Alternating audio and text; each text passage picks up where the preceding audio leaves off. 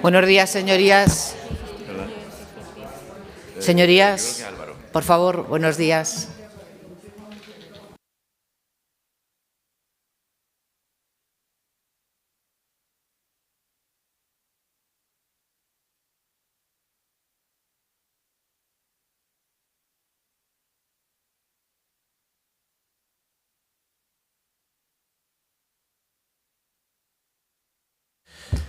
Buenos días, señorías.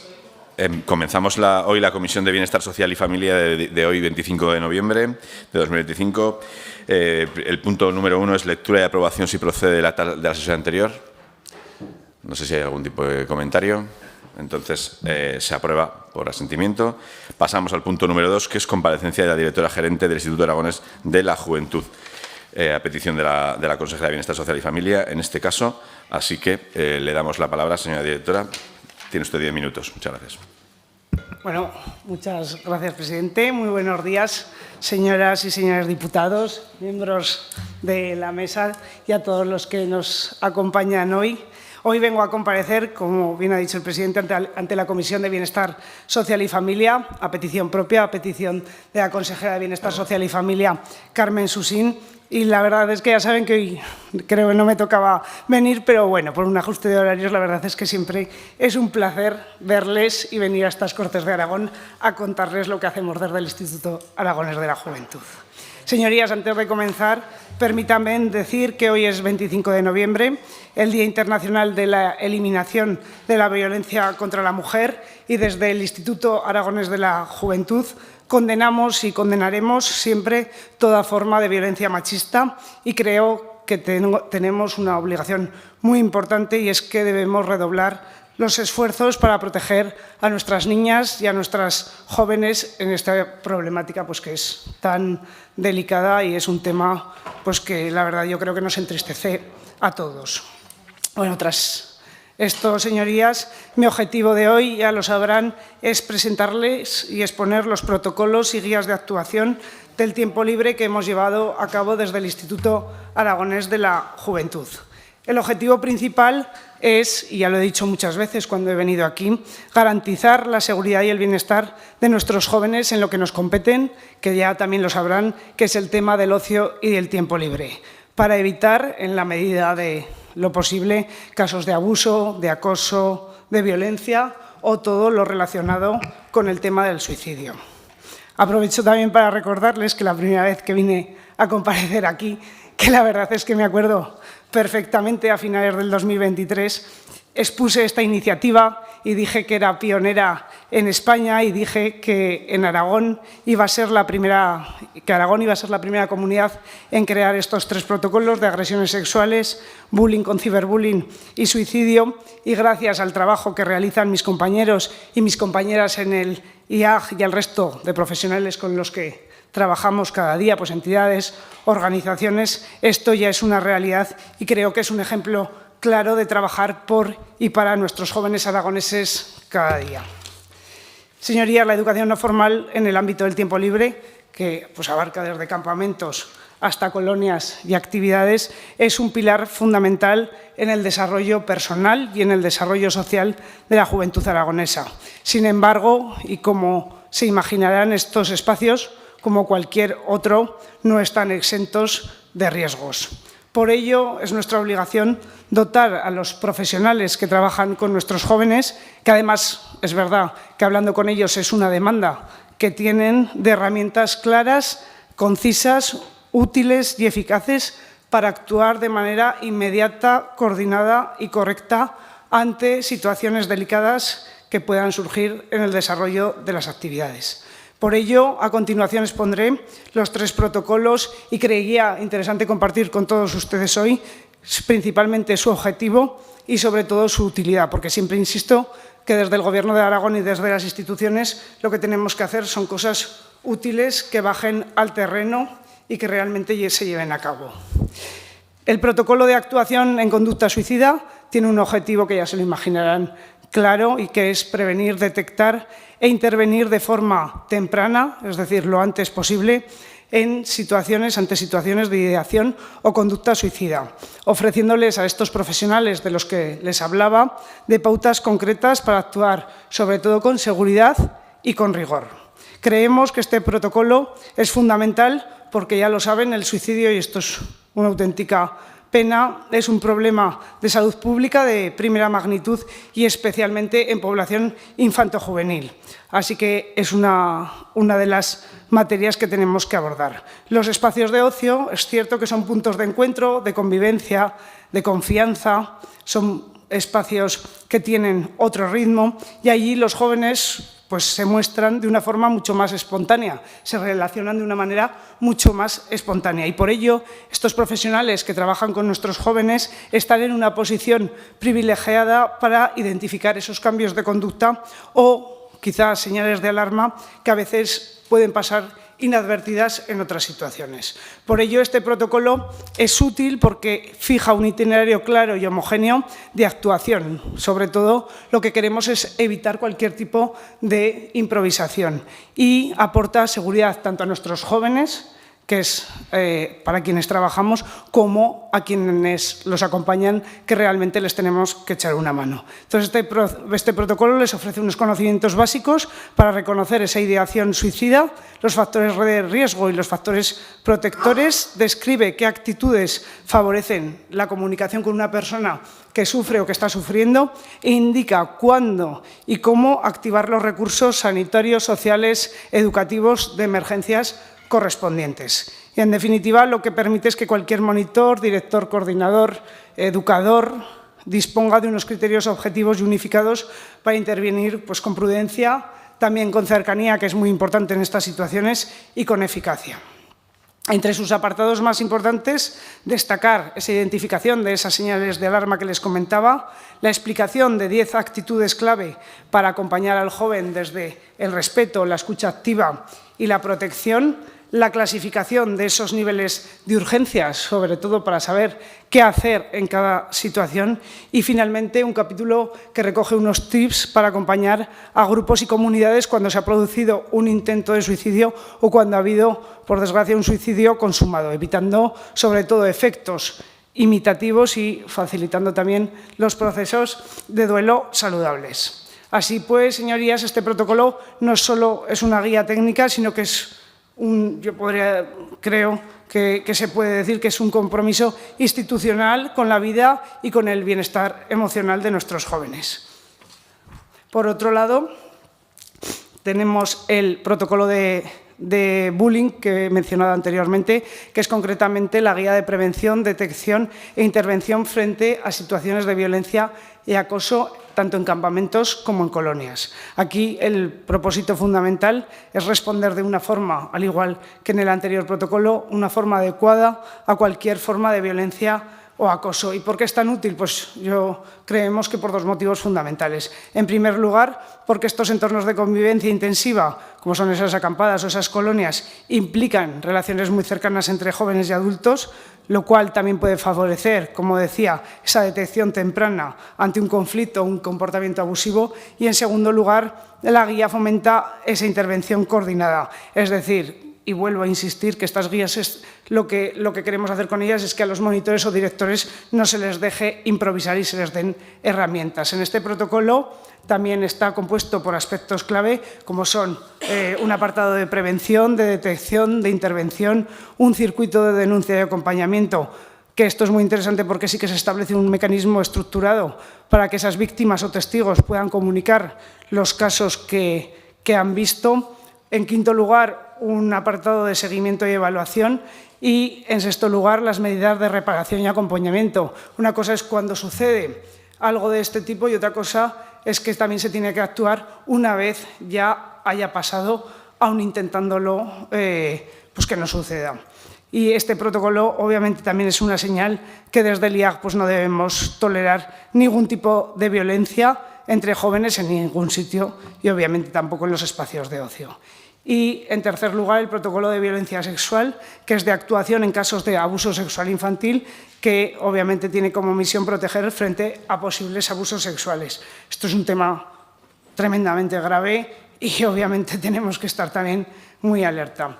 En esta guía se encuentran también por apartados. Luego, si quieren, les pasaré el link para consultarlas y descargarlas, y sobre todo les pido que aquellos que conozcan que están en el mundo del ocio y del tiempo libre, pues se las envíen por si igual no las conocieran.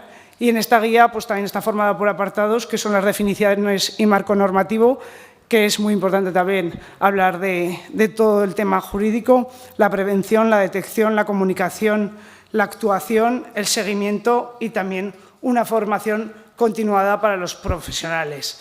Cabe destacar que también, si lo consultan, hay 2 protocolos más que comentan a estos 3 expuestos. El primero de ellos es el Manual de Delegados y Delegadas de Protección y el segundo de ellos el Manual del Equipo de Profesionales de Ocio y Tiempo Libre.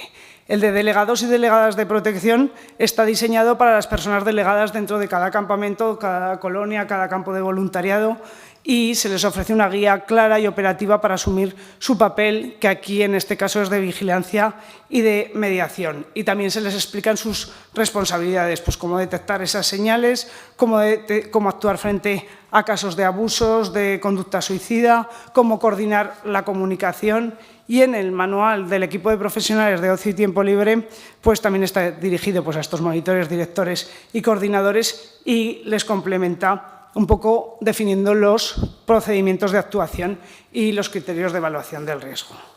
Entonces, señorías, el tiempo, siempre también lo digo, es limitado, así que en la segunda parte de mi intervención les responderé cualquier tipo de pregunta que tengan, y también les expondré los resultados de las encuestas que hicimos, porque creo que es interesante hacer guías que sean útiles, pero también medir los resultados de estas guías. Así que quedo a su disposición.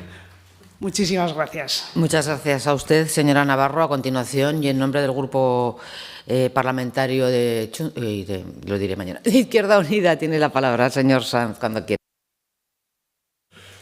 Buenos días, señorías. Buenos días, señora Navarro. Bienvenido también a quienes hoy le acompañan.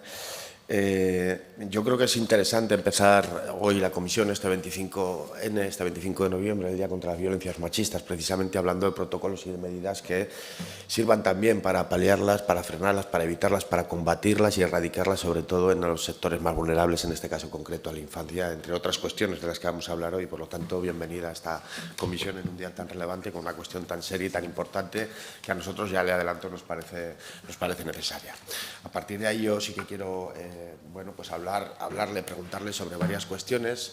Hoy hablamos de bullying, de ciberbullying, de agresiones sexuales y también de suicidio, un elemento más que preocupante en nuestra comunidad y en el conjunto de la sociedad, y más todavía si hablamos de estas cuestiones en el ámbito de la educación no formal, en el ocio y en el tiempo libre, que yo creo que eso es muy importante avanzar y en un análisis profundo en este sentido. Si bien es cierto que es verdad que hay que bajar a la realidad las cuestiones que se plantean para que realmente enraícen en lo que tiene que ser una respuesta contundente, con servicios especializados, con la formación concreta y sobre todo también con herramientas de evaluación y análisis. Yo le voy a preguntar 3 cuestiones nada más sobre estos protocolos. La primera cuestión es precisamente aquella que tiene que ver con los mecanismos de seguimiento que se establecen, que se van a poner en marcha para hacer una correcta valoración de la aplicación de estos protocolos. Y también en esta misma dirección, si ya tienen informaciones sobre cuántas veces, el caso de la violencia y agresión y acoso, se han activado estos protocolos, que nos la diga. Esa es la primera cuestión, en qué estado está la capacidad de evaluación y análisis y cómo se salda esa cuestión ahora mismo. Segunda cuestión.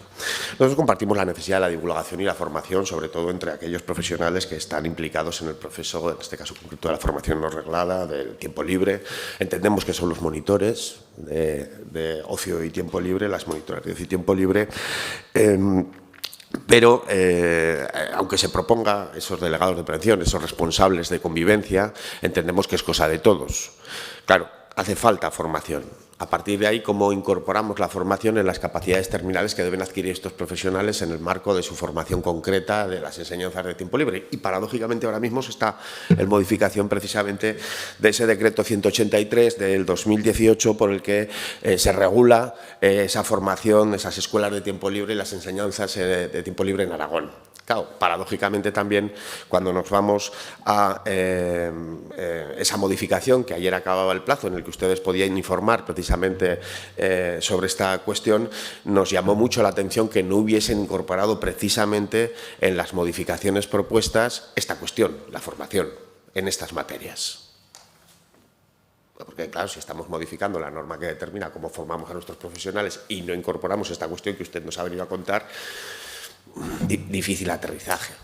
Por lo tanto, yo lo que le pregunto es si va a incorporar esta cuestión, si la formación específica para poder ejercer como responsable de convivencia, como delegado, en este caso, se va a incorporar, cómo se va a incluir en las aportaciones, que nos cuente un poco esta cuestión, porque, como digo, yo creo que los protocolos dejan claras la necesidad de esa visión multidisciplinar para incorporar visión de género, perspectiva en diversidad cultural, habilidades socioemocionales, pero esas cuestiones no están ahora mismo incluidas en el currículum formativo, conozco además, y es importante que, qué formación, ¿no? Que nos diga qué formación van a tener concretamente los responsables y cómo pueden al final conseguirla, porque en este caso concreto, en el ámbito de la no reglada, en el ámbito de la educación formal, no formal, no es tan fácil de encontrar como sí es fácil de encontrar en el ámbito de la formación sindical, en fin, en el ámbito de la formación continua, etcétera. Y por último, señora Navarro, la tercera cuestión, y esto también me preocupa mucho. El propio protocolo dice, hablamos de los recursos especializados, ¿no?, que hay que contar, ¿no?, con esos servicios especializados para garantizar esa respuesta que usted ha detallado en su primera intervención. Nosotros compartimos que tiene que ser ahí. O sea, la sensación de seguridad y de diligencia en la actuación tiene que ser, yo creo que la columna vertebral, ¿no?, de la actuación. Pero claro, los protocolos incluyen un directorio, igual hemos sido nosotros, que no hemos sabido, pero ¿verdad?, pinchas y está vacío ese directorio de recursos especializados.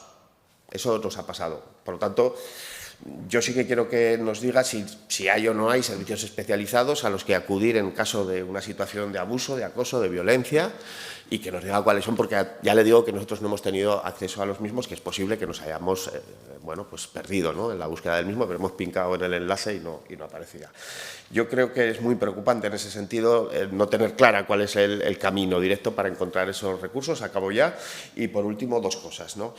Nosotros echamos de menos espacios para valorar y analizar si realmente tenemos los recursos, y quizá los recursos, las medidas, los servicios concretos, y quizá el Observatorio de la Juventud serviría para diagnosticar, ¿no?, estas cuestiones. Y hace 4 años que no hace un análisis, un informe, te lo digo así como es. Y por último, ¿qué opina usted? Señor Sanz, por favor. Sí, es vital en la educación no formal la participación, la vida comunitaria de la juventud y la educación en ese sentido. Claro, eso contraviene absolutamente el cierre, por ejemplo, de las zonas jóvenes en Zaragoza. Yo le quiero preguntar por su opinión. A los tiempos, acabo señor ya, sí, Sanz. le quiero preguntar por su opinión al respecto de esta cuestión. Nada más. Le ruego, por favor, se ajusten un poquito más a los tiempos. Está bien que se pasen 10 segundos, pero ahora sí, señora Buch, cuando usted quiera. Gracias, señora presidenta. Pues, señora Navarro, buenos días y bienvenida a esta subcomisión. Desde luego, un día como hoy, en primer lugar, desde Aragón Teruel Existe, no podemos hacer otra cosa nada más que condenar todo tipo de violencia machista, nuestro apoyo, evidentemente, a las mujeres víctimas de violencia machista y también a sus hijos, que también son víctimas. Hoy, la verdad es que es una comparecencia muy acertada. Un día como hoy. Hace casi 2 años usted nos comunicó que se iban a crear 3 protocolos de 3 cuestiones, nada más y nada menos que agresiones sexuales, bullying y suicidio. Cuestiones preocupantes en nuestra sociedad, tremendamente importantes que hay que acometer. Son situaciones muy complicadas, complicada acceder a estas personas, pero es totalmente necesario llegar a ellas, acompañarlas y sobre todo prevenir, porque la prevención es la mejor herramienta para erradicar situaciones tan dolorosas como estas. Como usted ha señalado, hay que saber detectar esa señal de alarma. Los responsables, las organizaciones y los jóvenes o niños deben reconocer dónde está la señal de alarma y deben de saber dónde acudir. Aquí sí que le pedimos que sea fácil acceder. Evidentemente, esos servicios especializados que usted nos ha dicho que se han creado y que se van a seguir creando y ampliando, esperamos, tienen que ser fáciles de acceder a ellos y todo el mundo todas las personas tienen que saber dónde acudir. A partir de ahí es fundamental que las personas acudan y por ello hay que darles todas las facilidades. Desde su anuncio en mayo de 2024, cuando presentó los protocolos, la implantación se dirigió a monitores, pues, bueno, más bien a campamentos, colonias, para que se fueran incorporando los protocolos en el día a día. En su comparecencia ante la Comisión de Bienestar Social y Familia el pasado 11 de marzo del 2025, hizo un repaso del primer año tras la implantación de los protocolos y fijó elementos de seguimiento, retos y proyectos. Y durante ese balance también se mencionó el incremento de los talleres de prevención de ideación y de suicida, autoestima, redes sociales. Queremos saber qué se está trabajando en esa formación continua. Es que la formación en esto es imprescindible, fundamental, importantísima.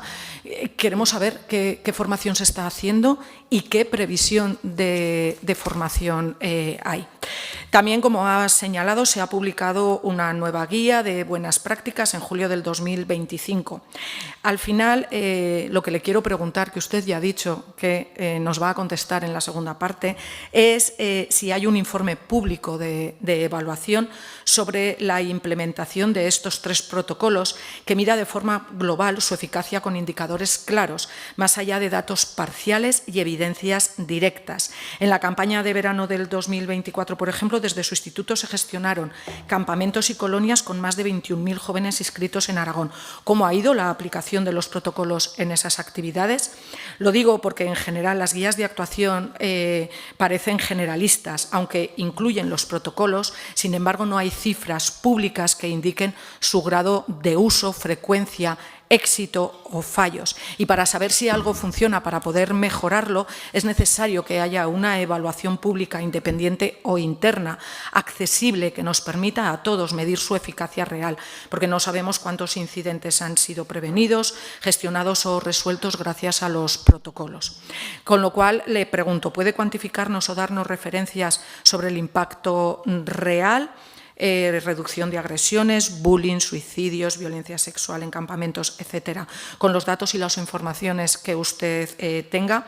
Y llegado a este punto, permítame que le haga unas sugerencias que creíamos que pueden ser necesarias y que pueden sumar. Sí que consideramos que sería necesario un informe público anual con indicadores, pues el número de campamentos revisados, número de formaciones impartidas, número de incidentes detectados, tipo de incidentes, si es de bullying, abusos, suicidio, resultado de las actuaciones, las intervenciones, etcétera. También estaría bien que se adjuntaran datos comparativos, el antes y el después del protocolo en todas las tipologías, con estadísticas completas. Un informe evaluativo anual publicado por el Instituto Aragonés de la Juventud con indicadores desagregados por cada protocolo y resultados medibles que analice de forma separada cada ámbito. Evaluaciones cualitativas, encuestas a jóvenes, monitores, familias, porque al final tienen que ser, termino ya, señora presidenta, al final tienen que ser protocolos vivos en evaluación constante y transparencia sobre los mecanismos de seguimiento poscampamento, etcétera. Muchísimas gracias y gracias, señora presidenta. Muchísimas gracias, señora Buch. A continuación, señora Las Obras, tiene usted la palabra y a ver si me hace un poco más de caso que los demás. Buenos días, presidenta. Lo intentaré con todas mis fuerzas. Buenos días, señora Navarro. Bienvenida a esta comisión. En primer lugar, quiero recordar 25 de noviembre, Día Internacional de la Violencia contra las Mujeres. Es una emergencia social y, desde luego, desde Junta Aragonesista condenamos toda la violencia machista y para erradicarla estamos implicadas toda la sociedad y todos los partidos demócratas de esta Cámara. Pero claro, cuando la violencia sexual y de género está aumentando un 13%, el Gobierno de Aragón elimina con la reforma de la oficina judicial un tercio de la plantilla de funcionarios que instruyen los casos de violencia de género y sexual, con lo cual lo que está haciendo el Gobierno de Aragón en este momento, desde luego, que no ayuda, todo lo contrario, desprotege a esas mujeres con ese recorte de un tercio de los funcionarios que se dedican a gestionar estas denuncias. Y ahora empezamos con la comparecencia. Desde luego queremos poner en valor el paso adelante que ha supuesto la puesta en marcha desde el 2024 de todos esos protocolos específicos impulsados por el Instituto Aragonés de la Juventud para prevenir y actuar agresiones sexuales y situaciones de bullying, ciberbullying, y para detectar y responder a conductas suicidias. Estos protocolos reconocen algo fundamental, y es que los y las jóvenes aragonesas también estaban expuestos a ese riesgo fuera del ámbito escolar, en espacio de ocio, convivencia y aprendizaje comunitario. Reconocen que los espacios de tiempo libre deben de ser espacios seguros y reconocen por encima de todo que la Administración pública tiene la obligación de intervenir con claridad, con herramientas eficaces y con recursos suficientes.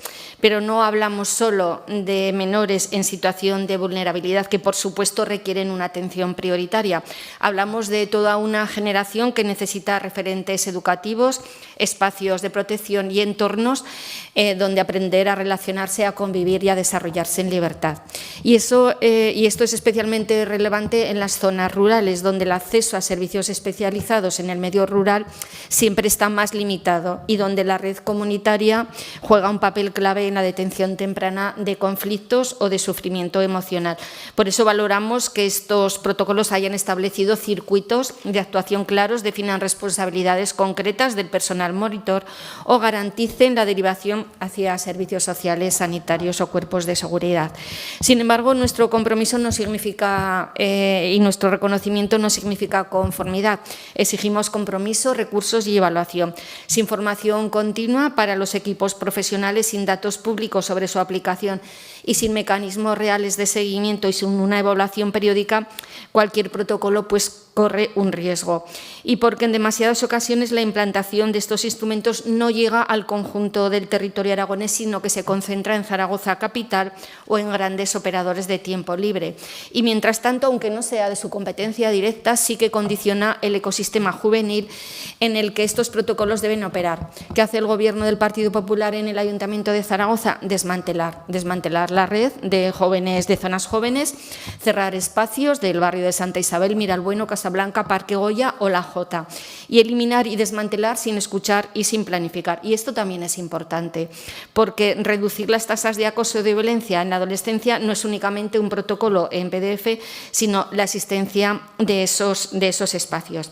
Por otro lado, cuando hablamos de protocolo, pero también queremos hablar de estructuras reales, de servicios vivos, de proyectos en trayectoria, porque muchas veces cuando se cierran espacios de socialización, cuando se deja a profesionales sin red, pues entonces muchas veces ocurre que se abandona a los jóvenes y a las jóvenes frente al acoso, a la violencia o a la desesperación.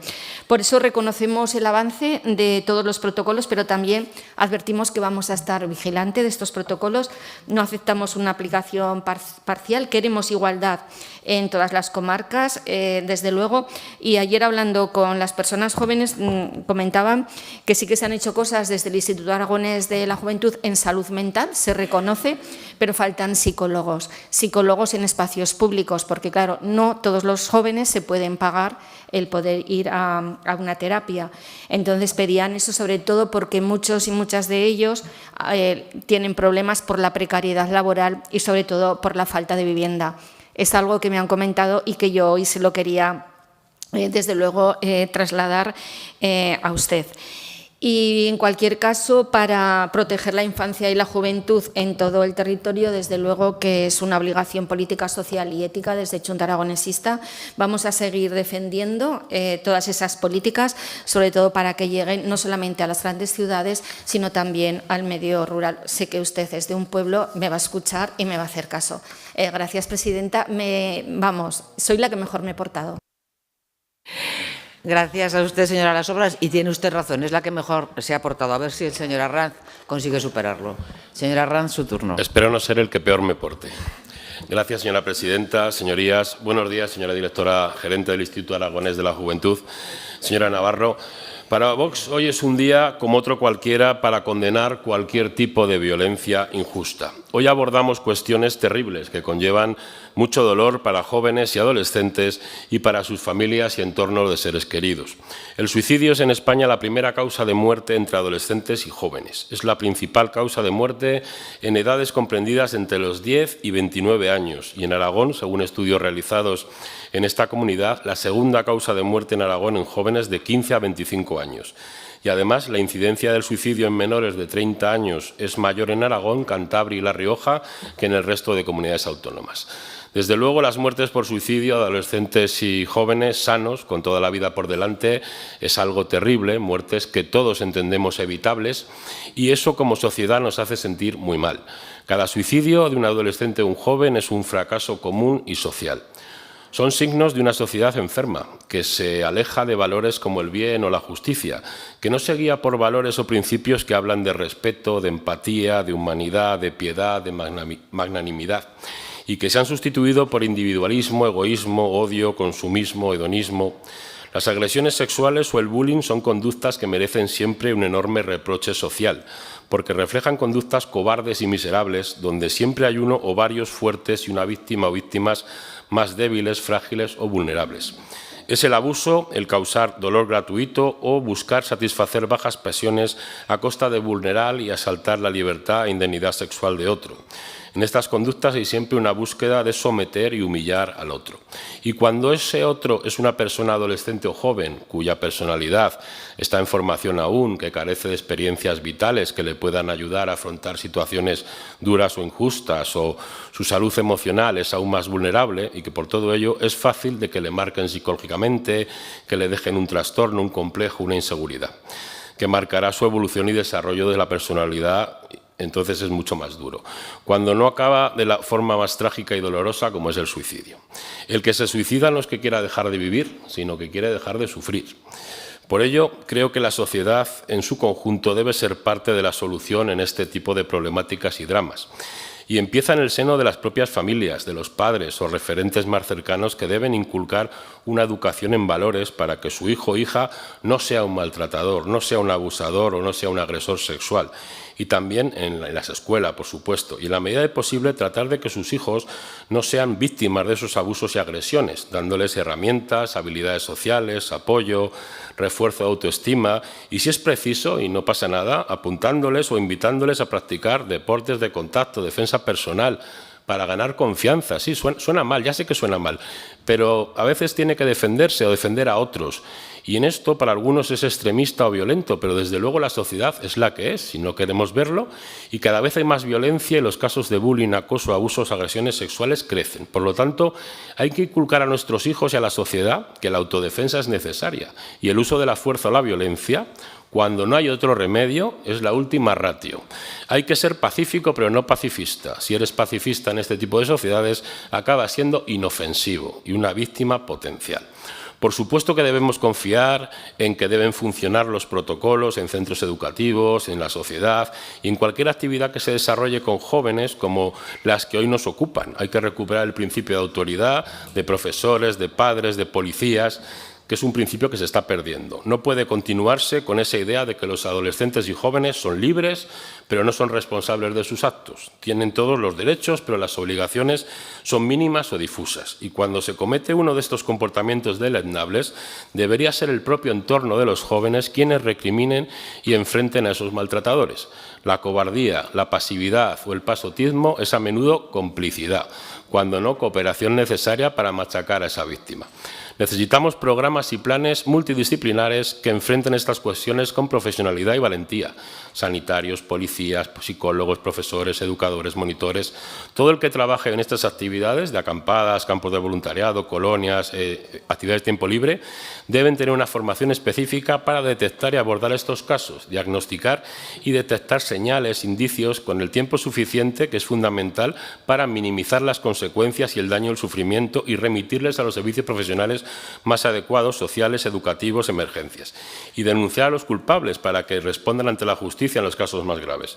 Es preciso también que se hagan campañas de sensibilización e información sobre todos estos riesgos, incluidos los ciberacosos, el sexting, el grooming, tanto en los adolescentes y jóvenes como en las familias, profesores, educadores, etc. Es inconveniente que se aborden programas de impulsar y potenciar referentes positivos, ya termino, para estos adolescentes y jóvenes, personas que a su edad sea un ejemplo ético, moral, de superación, de respeto, de refuerzo, y acabar con esos jóvenes que están, digamos, potenciando que consuman, Señora Arranz, por favor. que consuman una basura moral, unos que quieren ganar dinero a cualquier precio, que abren una cuenta de OnlyFans o esas cuentas que potencian el maltrato o la violencia. Muchas gracias. Gracias. A continuación, y en nombre del Grupo Parlamentario Socialista, señora Zamora. Gracias, señora presidenta. Bienvenida, señora Navarro. Agradecerle su intervención de hoy, que haya venido a comparecer para presentar los protocolos que han elaborado desde el Instituto Aragonés de la Juventud contra esas agresiones sexuales, el bullying o para prevenir el suicidio en actividades de tiempo libre, ya sean acampadas, campos de voluntarios, colonias u otro tipo de actividades. Los datos ponen de relieve la importancia y la necesidad de contar con estas herramientas, se han dado alguno, con lo cual ya no voy a incidir. Protocolos, probablemente también lo han dicho algunos de los portavoces, que en un día como hoy pues tienen, si cabe, mayor relevancia, ¿no? En el que se hayan presentado hoy, un día en el que, por supuesto, desde el Grupo Socialista nos sumamos a la condena de la violencia machista, en una fecha que nos atraviesa como sociedad y en el que todos los esfuerzos son necesarios para acabar con esta lacra que es la violencia machista. Y, por tanto, bienvenidos esos protocolos, un instrumento más al servicio de la erradicación de esta lacra y para prevenir, fundamentalmente en un sector muy vulnerable como es la infancia y la adolescencia. Instrumentos, como decía, necesarios para dar respuesta cuando se detecta que algún menor pueda estar sufriendo alguna de estas situaciones. Usted ha nombrado algunas, ¿no?, como la ideación suicida o esas agresiones sexuales o bueno, estar padeciendo bullying, pero que también, a pesar de ser muy necesarios lo que es su implementación y puesta en marcha, entiendo que un año y medio después, desde su aprobación, que fue cuando ustedes los presentaron con la consejera en marzo o en mayo de 2024, me gustaría, y aquí le lanzo la primera pregunta, conocer que si después de su aplicación, ustedes que hablaban de un protocolo que debía ser flexible y vivo, ha sufrido algún tipo de modificación, fruto, imagino, del seguimiento y la evaluación. Me gustaría también saber si han medido el impacto, cómo han realizado la difusión. Usted en su primera intervención hacía un llamamiento, ¿no?, a que todos pudiéramos difundirlos. ¿Qué tipo de difusión han hecho? Porque la verdad es que se encuentra poca información desde la rueda de prensa. ¿A cuántos profesionales han formado? Hablaban en 2024 que iban a hacer 3 sesiones formativas. Han repetido las sesiones formativas durante 2025. Se le han preguntado también, pero a mí me interesa conocerlo también, cómo se incorpora esa formación continua en las actividades de tiempo libre, si tienen algún protocolo de coordinación con las comarcas, con los profesionales que allí desempeñan y hacen actividades de ocio y tiempo libre, porque es verdad que no se puede dejar a la improvisación, como usted decía, la intervención ante este tipo de situaciones. Y por eso me gustaría saber qué acogida han tenido entre los profesionales y también si están llegando de alguna forma al voluntariado. Y respecto a los recursos especializados, que yo también cuando buceaba también he encontrado cierta dificultad, si han puesto en marcha alguno, si hay conexión con esas asesorías del bienestar emocional, si se han coordinado a la activación de los protocolos con salud, con educación. Bueno, pues un poco que nos cuente qué entramado tienen los protocolos dentro del sistema o si, por el contrario, son unas herramientas puntuales que ahí acaban, ¿no? Y, por último, decirle que tan importante como la detección y la intervención inmediata es la prevención. Y usted lo ha dicho, la educación informal es el pilar fundamental en el desarrollo emocional. ¿Se lo he pillado textual? ¿Sí? Enhorabuena por la frase, efectivamente. Yo comparto lo mismo. Por lo tanto, también lo decía la consejera, repasaba la nota de prensa y el día de la intervención la consejera Susín decía: queremos contribuir a que la infancia y la juventud recupere esos espacios de ocio para alejarles de las pantallas, de la soledad de sus casas, de las habitaciones. ¿vale? Entrecomillado y textual.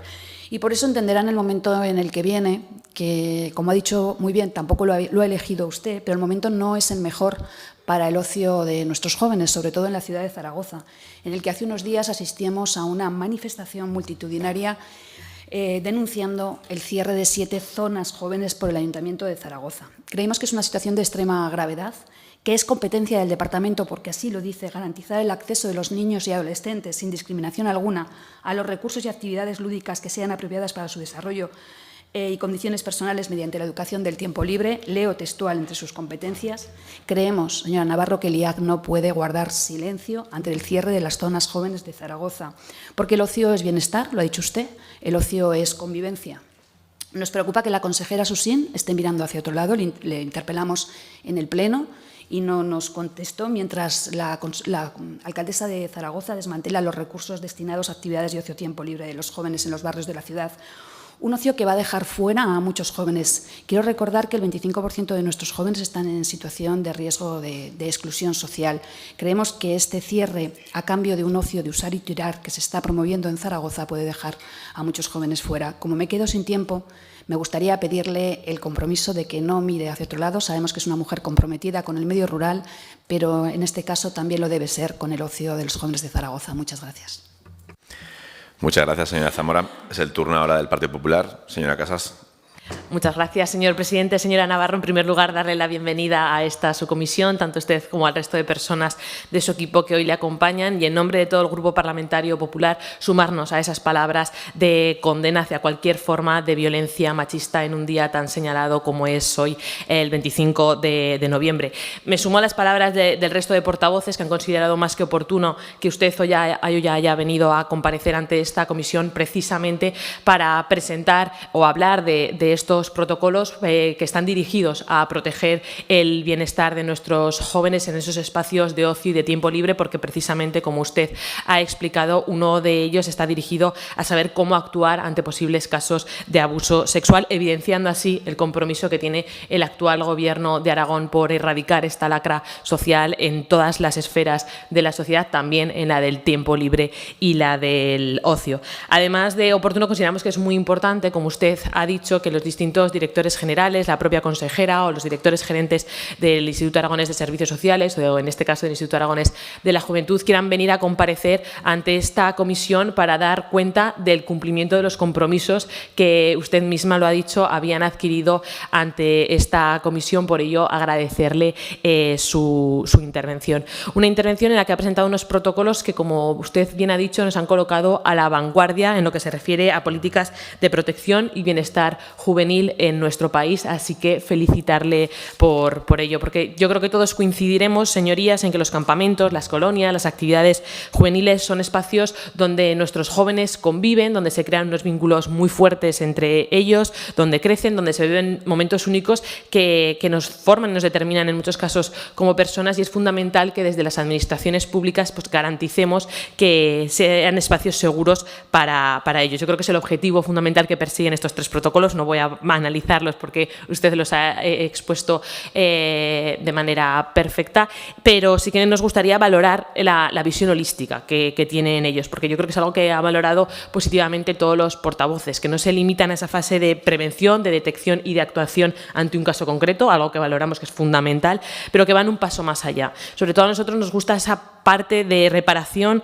y de acompañamiento, porque no solo, como digo, se trata de gestionar ese momento concreto en el que ha ocurrido el suceso, sino acompañar emocionalmente a la persona que lo ha sufrido y, sobre todo, restaurar la convivencia, que no se quede ahí. Y valoramos también muy positivamente esa fase de evaluación y seguimiento que estoy convencida que ahora usted expondrá con más detalle, porque no le ha dado tiempo en su primera intervención, evidenciando así que no se trata de protocolos estáticos, que lo que decía la señora Zamora, que se trata de protocolos flexibles que están abocados a adaptarse a las nuevas problemáticas, a las nuevas situaciones que se vayan vayan detectando, porque son protocolos que tratan temas tan importantes como el suicidio, como la violencia sexual infantil, pero también como el acoso, incluyendo el ciberacoso, que está perfectamente alineado con lo que hemos detectado en esa comisión especial de estudio de las pantallas que se está realizando en estas Cortes.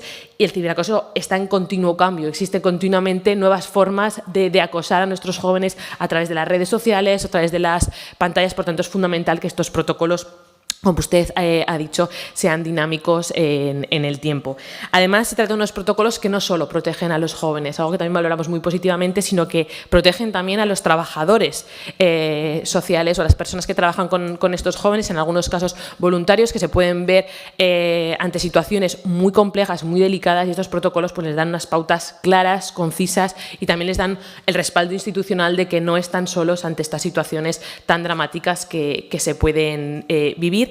Y valoramos también muy positivamente que esos protocolos no sean un mero papel. Este Gobierno es algo que yo creo que tiene muy claro, que las cosas no se queden en el papel, sino que se puedan llevar a la práctica mediante esas campañas de difusión y de formación a entidades y profesionales del sector. Así que yo sí que me voy a atener a los tiempos. Me gustaría terminar agradeciendo el trabajo que se está realizando desde el IAG, tanto en su persona como en los trabajadores que conforman el Instituto, y todas aquellas entidades, voluntarios, profesionales que hacen pues que estos protocolos se puedan llevar a la práctica y que nuestros jóvenes, como digo, estén más protegidos en espacios donde más lo necesitan. Muchísimas gracias.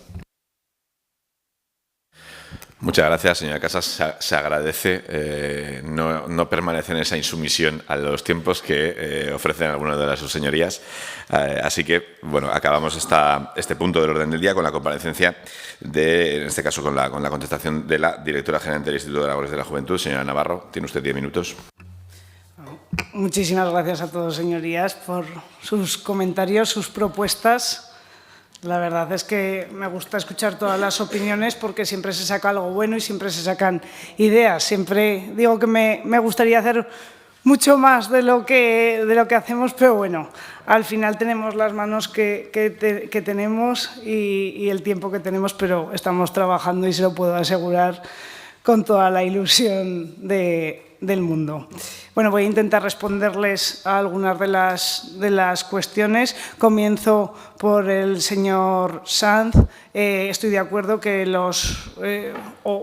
les contesto, aprovecho para contestarles a ustedes, a varios de ustedes. Estoy de acuerdo y lo dije, y es cierto que los protocolos creemos que no tienen que ser inamovibles, porque yo creo que en materia de juventud nada puede ser inamovible. Al final la juventud siempre decimos que avanza muchísimo más rápido que la sociedad, que lo que hoy vale quizá mañana ya no valga si hablamos en materia de jóvenes. Por lo tanto, sí que estoy de acuerdo con todos ustedes y en ello estamos, en que no sean protocolos inamovibles, porque no tendría sentido y se desvirtuaría total el que estuvieran. En lo que me comentaba el señor Sanz sobre el decreto 183, que además ayer se acababa el plazo del 183/2018, nosotros nos regimos por un acuerdo del 21 de junio de 2021 del Consejo Interterritorial, en el que todas las comunidades autónomas acordaron en su momento, yo no estaba, el respetar estos módulos, por decirlo de alguna manera, de formación. Por lo tanto, aunque se va evolucionando, tenemos un acuerdo en que todas las comunidades tenemos que hacer una formación clara y creemos que común, porque hay muchas cosas que tienen que darse o se tienen que formar los monitores y directores. Por ello nos acogemos y respetamos, junto al resto de comunidades autónomas y de direcciones generales de juventud, ese acuerdo del 21 de junio de 2021. Es cierto que esto, aunque esos módulos nos tengamos que acoger o nos acojamos, obviamente, si así lo acordamos y bien me parece, a ese acuerdo, no dejamos de hacer formación a todos los profesionales, sobre todo pues, a técnicos de juventud, a monitores y a directores que están con nuestros jóvenes. Es decir, aunque no podamos hacer una modificación del 183, eso no quita para que les sigamos formando con charlas o con jornadas que hacemos desde el Instituto. Por ejemplo, se hizo una formación en inteligencia artificial que también se hizo para los trabajadores del IAG y estamos tocando varias acciones. También es interesante, llevamos a cabo una guía para el tema del ocio y del tiempo libre, sobre todas las discapacidades que hicimos junto con CERMI, se presentó, que también les animo a que la consulten, sobre diferentes discapacidades, y también se hicieron formaciones para todos los directores y monitores de tiempo libre y la verdad es que fue un éxito.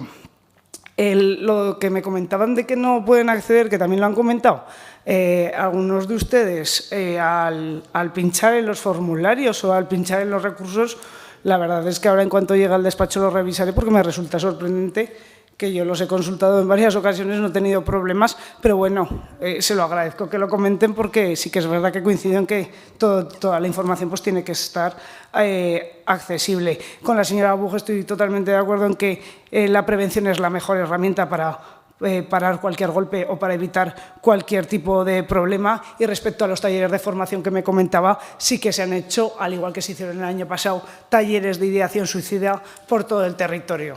Al final,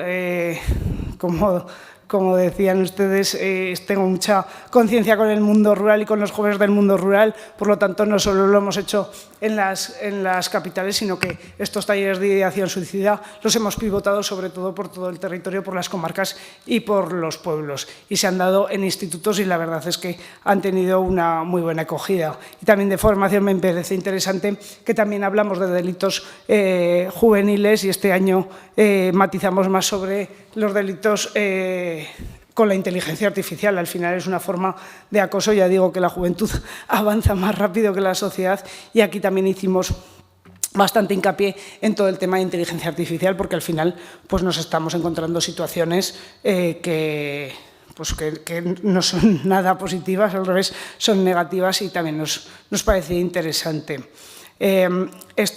También lo comentaba usted, que tienen que ser protocolos vivos y ya reitero que estoy totalmente de acuerdo. Respecto a la señora de las obras, ya lo insisto, el mundo rural me importa muchísimo y sí que es verdad, y ya lo sabrá y supongo que se habrá alegrado de la subvención, de la línea de subvención que sacamos de 400.000 euros de las asesorías de bienestar emocional. Ya lo dije que al principio estaban en Zaragoza, luego se pivotaron a Huesca y Teruel y se decidió hacer una línea de subvención de 400.000 euros para que absolutamente todas las comarcas de Aragón puedan tener en las capitales de comarca o donde se considere este servicio de asesoría, que al final es ir al psicólogo de manera gratuita todos los jóvenes de 14 a 30 años. Son 12.121, porque a esta subvención le he dado un montón de vueltas. Son 12.121 euros los que corresponden a cada comarca que la solicita y lo que queríamos es el que las comarcas no dijeran, no es que estamos infradotadas, no tenemos presupuesto, los presupuestos van para otras partidas. Bueno, pues para que nadie tenga la excusa y que no se me malinterprete, se les da esa cuantía de dinero para hacer esas asesorías de bienestar emocional. Y esto es un ejemplo de que el IAJ apuesta claramente por los jóvenes del mundo rural. Y también estoy de acuerdo en que decía una generación, que somos una generación que ahí tenemos que tener referentes y lo que tenemos que trabajar todos es que los referentes de la gente joven no sean esos youtubers o esos influencers que venden, que también lo decía el señor Arranz, que venden que se puede ganar mucho dinero sin trabajar, unos valores que absolutamente no son nada apropiados. Entonces sí que creo que tenemos que empezar a tener buenos referentes y también tenemos que empezar desde las instituciones a dar un poco de ejemplo a nuestros jóvenes porque al final también nos ven, también nos escuchan, no solo en las redes sociales, sino también en los medios convencionales. Pues contestando al señor Arranz, sí que coincido totalmente con usted que cuando se suicida un joven de cualquier edad o incluso lo que es un niño, es un fracaso común de la sociedad y en ello estamos porque esto es una lacra y lo decimos así. El otro día fui a Zuera y justo había pasado una situación así de una persona muy joven y la verdad es que entristece y estoy completamente de acuerdo con él que es un fracaso común que tenemos como sociedad. Voy a contestar, que se me va el tiempo otra vez. Señora Zamora, la difusión, que me preguntaba, la difusión a través de nuestros canales, a todas las entidades que nos hacen la declaración responsable, porque ya sabrán que todos los campamentos y colonias y actividades que se hacen en Aragón, sobre todo en verano, nos tienen que hacer una declaración responsable, se les envían adjuntos los enlaces de todas estas guías, tanto a los de Aragón como a los de fuera de Aragón, porque es verdad, y de esto sí que voy a sacar pecho, que somos referentes y pioneros, como ya he dicho, en estas guías, y es verdad que hablando con compañeros de otras comunidades autónomas nos han preguntado cómo las hemos hecho y las quieren implantar. Por lo tanto, eso es una buena señal y me enorgullece de que Aragón pues, seamos ejemplo en esto, y también nos coordinamos obviamente con la Dirección General de Salud Mental, con Salud Pública también trabajamos de la mano, con Educación. Nosotros no damos un paso sin estar coordinados pues, al final con direcciones que también son clave. Y ya saben que Juventud es tan transversal que va desde la salud hasta la educación, hasta la vivienda. Entonces sí que trabajamos en conjunto con todas las direcciones generales, y también es verdad que tenemos que hacer hincapié en las sesiones formativas para todos estos profesionales, que es que ellos mismos dicen, nos tenéis que dar herramientas, nos tenéis que formar, porque es fundamental para nosotros poder desarrollar nuestro trabajo de la mejor manera posible. Voy a decirles los datos, porque si no, pues al final creo que también es lo interesante, y yo siempre digo que, y ya lo he dicho al principio, que una cosa es elaborar una guía en un despacho y otra cosa muy distinta es que sea una guía útil. Aquí el objetivo principal es que se hagan cosas útiles en el IAG.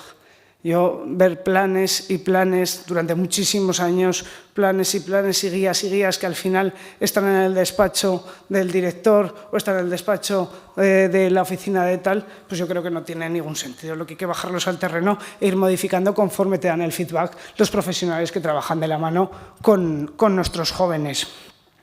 En la pregunta de ¿conoce usted estos protocolos? El 79% nos comentaba que sí y un 25% que no. Esto es un dato a mejorar. Ya saben que yo digo lo bueno y digo lo malo.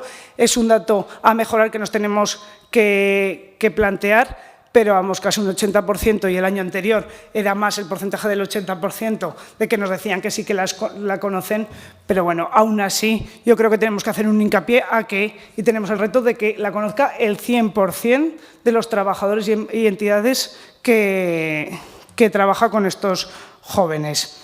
Se ha leído detenidamente los protocolos, más de un 47%, 47,5% sí que los han leído detenidamente, a conciencia, y algunas partes un 40%. Normalmente, aunque los conozcan, si no hay una situación en ese campamento, en esa colonia, en ese campo de voluntariado que da pie, no se consultan. Esto también lo tengo que decir. ¿Le parecen útiles los protocolos?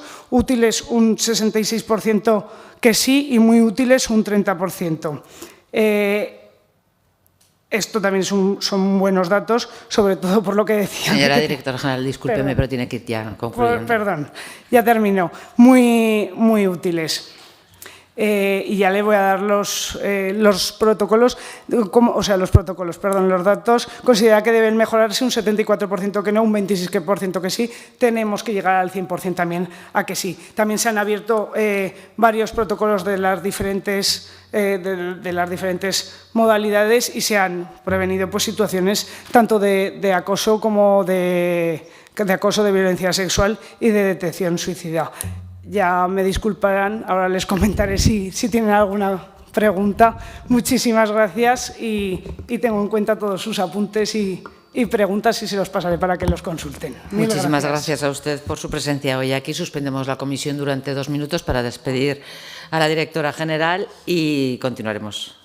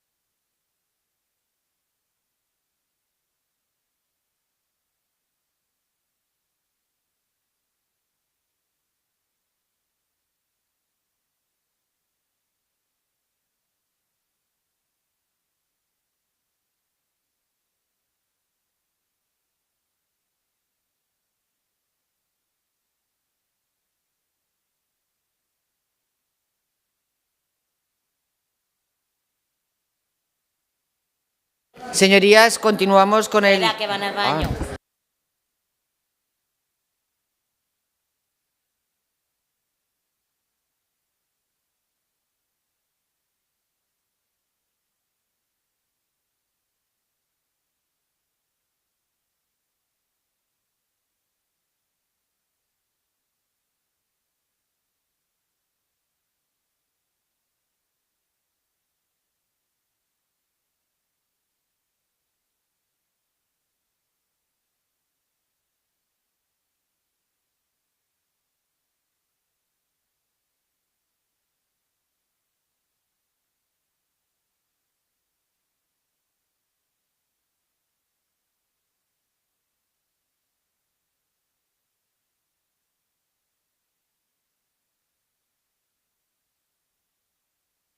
Señorías, por favor,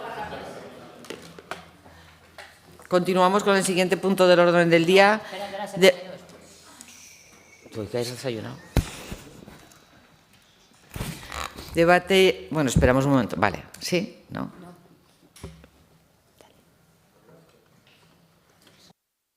A ver, perdonen un momento. Vale, ahora sí.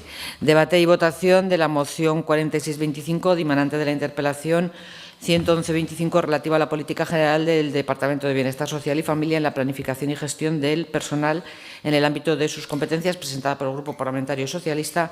Para su presentación y defensa tiene la palabra la señora Zamora por un tiempo máximo de 5 minutos y ahora sí le ruego se ajusten a los tiempos. Gracias. Muchas gracias, señora presidenta. Bueno, pues en el pasado pleno le pedíamos a la señora Susín una interpelación sobre la gestión de los recursos humanos. Consideramos que es una competencia de la consejera velar por la calidad en el empleo en los servicios sociales, tanto en los que presta el Gobierno de Aragón de forma directa, donde la realidad que vemos es que encontramos plantillas insuficientes, equipos infradotados y vacantes que tardan meses en cubrirse, tal y como le decíamos, como en aquellos servicios que, siendo de su competencia, decide concertar o contratar con terceros para que los presten. Una práctica habitual tanto en protección a la infancia como en atención a la dependencia. Pero además, y ese día no se lo comentábamos, pero su responsabilidad creemos que va más allá. Le corresponde también al Gobierno de Aragón velar por la calidad en la atención y, en consecuencia, en el empleo, en aquellos servicios que están incluidos dentro del catálogo de servicios sociales y que se prestan en el ámbito privado. Porque le corresponde al Departamento la autorización, la acreditación de estos centros y servicios y porque de esta normativa depende en gran medida las condiciones laborales de los trabajadores y trabajadoras del sector. Un sector en el que el capital humano es el principal activo de la intervención y así se evidenció durante la pandemia, en la que pudimos comprobar que, a pesar de ser servicios esenciales, tenían grandes deficiencias estructurales que nos comprometimos en aquel momento a corregir, en el que veíamos que gran parte de los trabajadores y trabajadoras del sector se enfrentaban a condiciones laborales precarias, ratios de atención elevadas y salarios bajos. Una situación que provoca un enorme desgaste físico y emocional, que dificulta la capacidad para encontrar profesionales para trabajar en el sector y la fuga de muchos de ellos a pesar de su vocación. Y así lo denuncian recientemente los trabajadores de las residencias, que sufren sobrecarga de trabajo, ratios insuficientes o condiciones laborales y salariales precarias, los trabajadores de la ayuda a domicilio, que nos dicen que no saben lo que van a cobrar a final de mes porque desconocen las horas que van a trabajar, o los trabajadores y trabajadoras del sector de protección y reforma de menores, movilizados por un convenio autonómico de protección y reforma que mejore sus condiciones laborales y salariales. Por ello, le preguntamos a la consejera y le pedimos algunos compromisos. Le pedimos exactamente que iniciara los trabajos para actualizar la normativa de ratios, que valorara los costes de la atención, que incrementara el número de plazas, que favoreciera que se retomara la mesa de negociación del convenio de protección y reforma, y también le pedíamos que mejorara el capítulo 1 y reforzase el personal del departamento. No nos contestó a nada ni asumió su responsabilidad. Tan solo nos dejó una gran frase que decía así: el Gobierno Azcón garantiza la sostenibilidad y la calidad de los servicios. Una afirmación que seguramente como titular pues pueda tener un pase, pero que no comparten ni los trabajadores ni la patronal.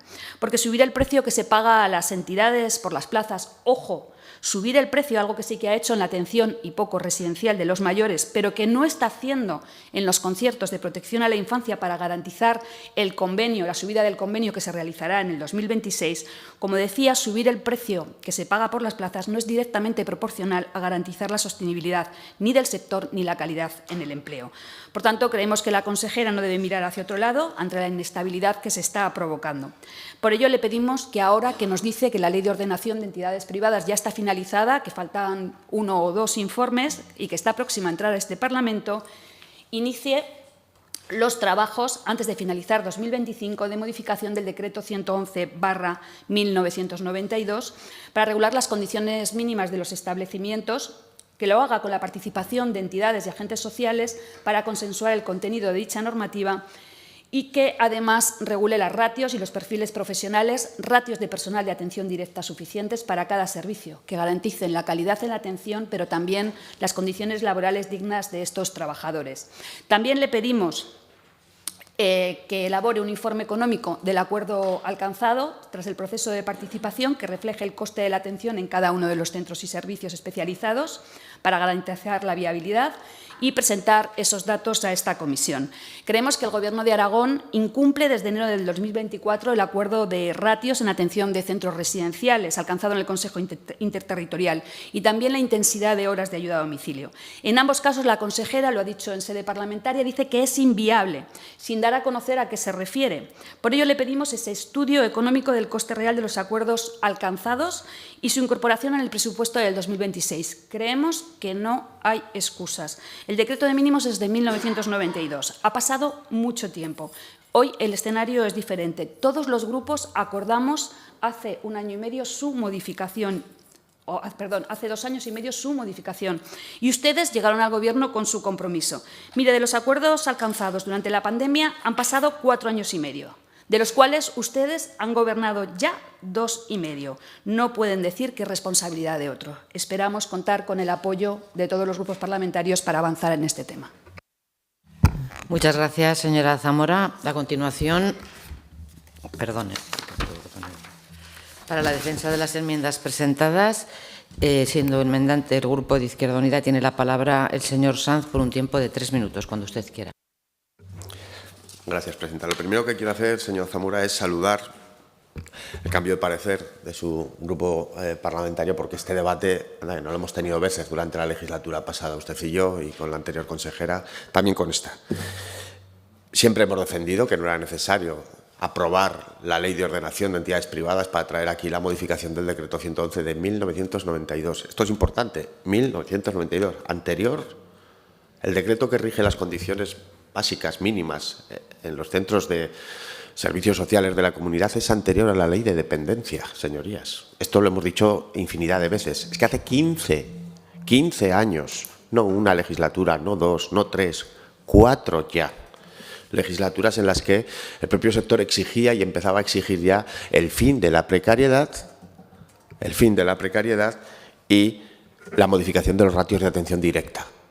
Porque, señorías, no habrá, por mucha verborrea y por mucho documento y por mucha grandilocuencia en las intervenciones de las consejeros de turno, ninguna atención centrada a la persona hasta que no se modifique el decreto 111 del año 1992.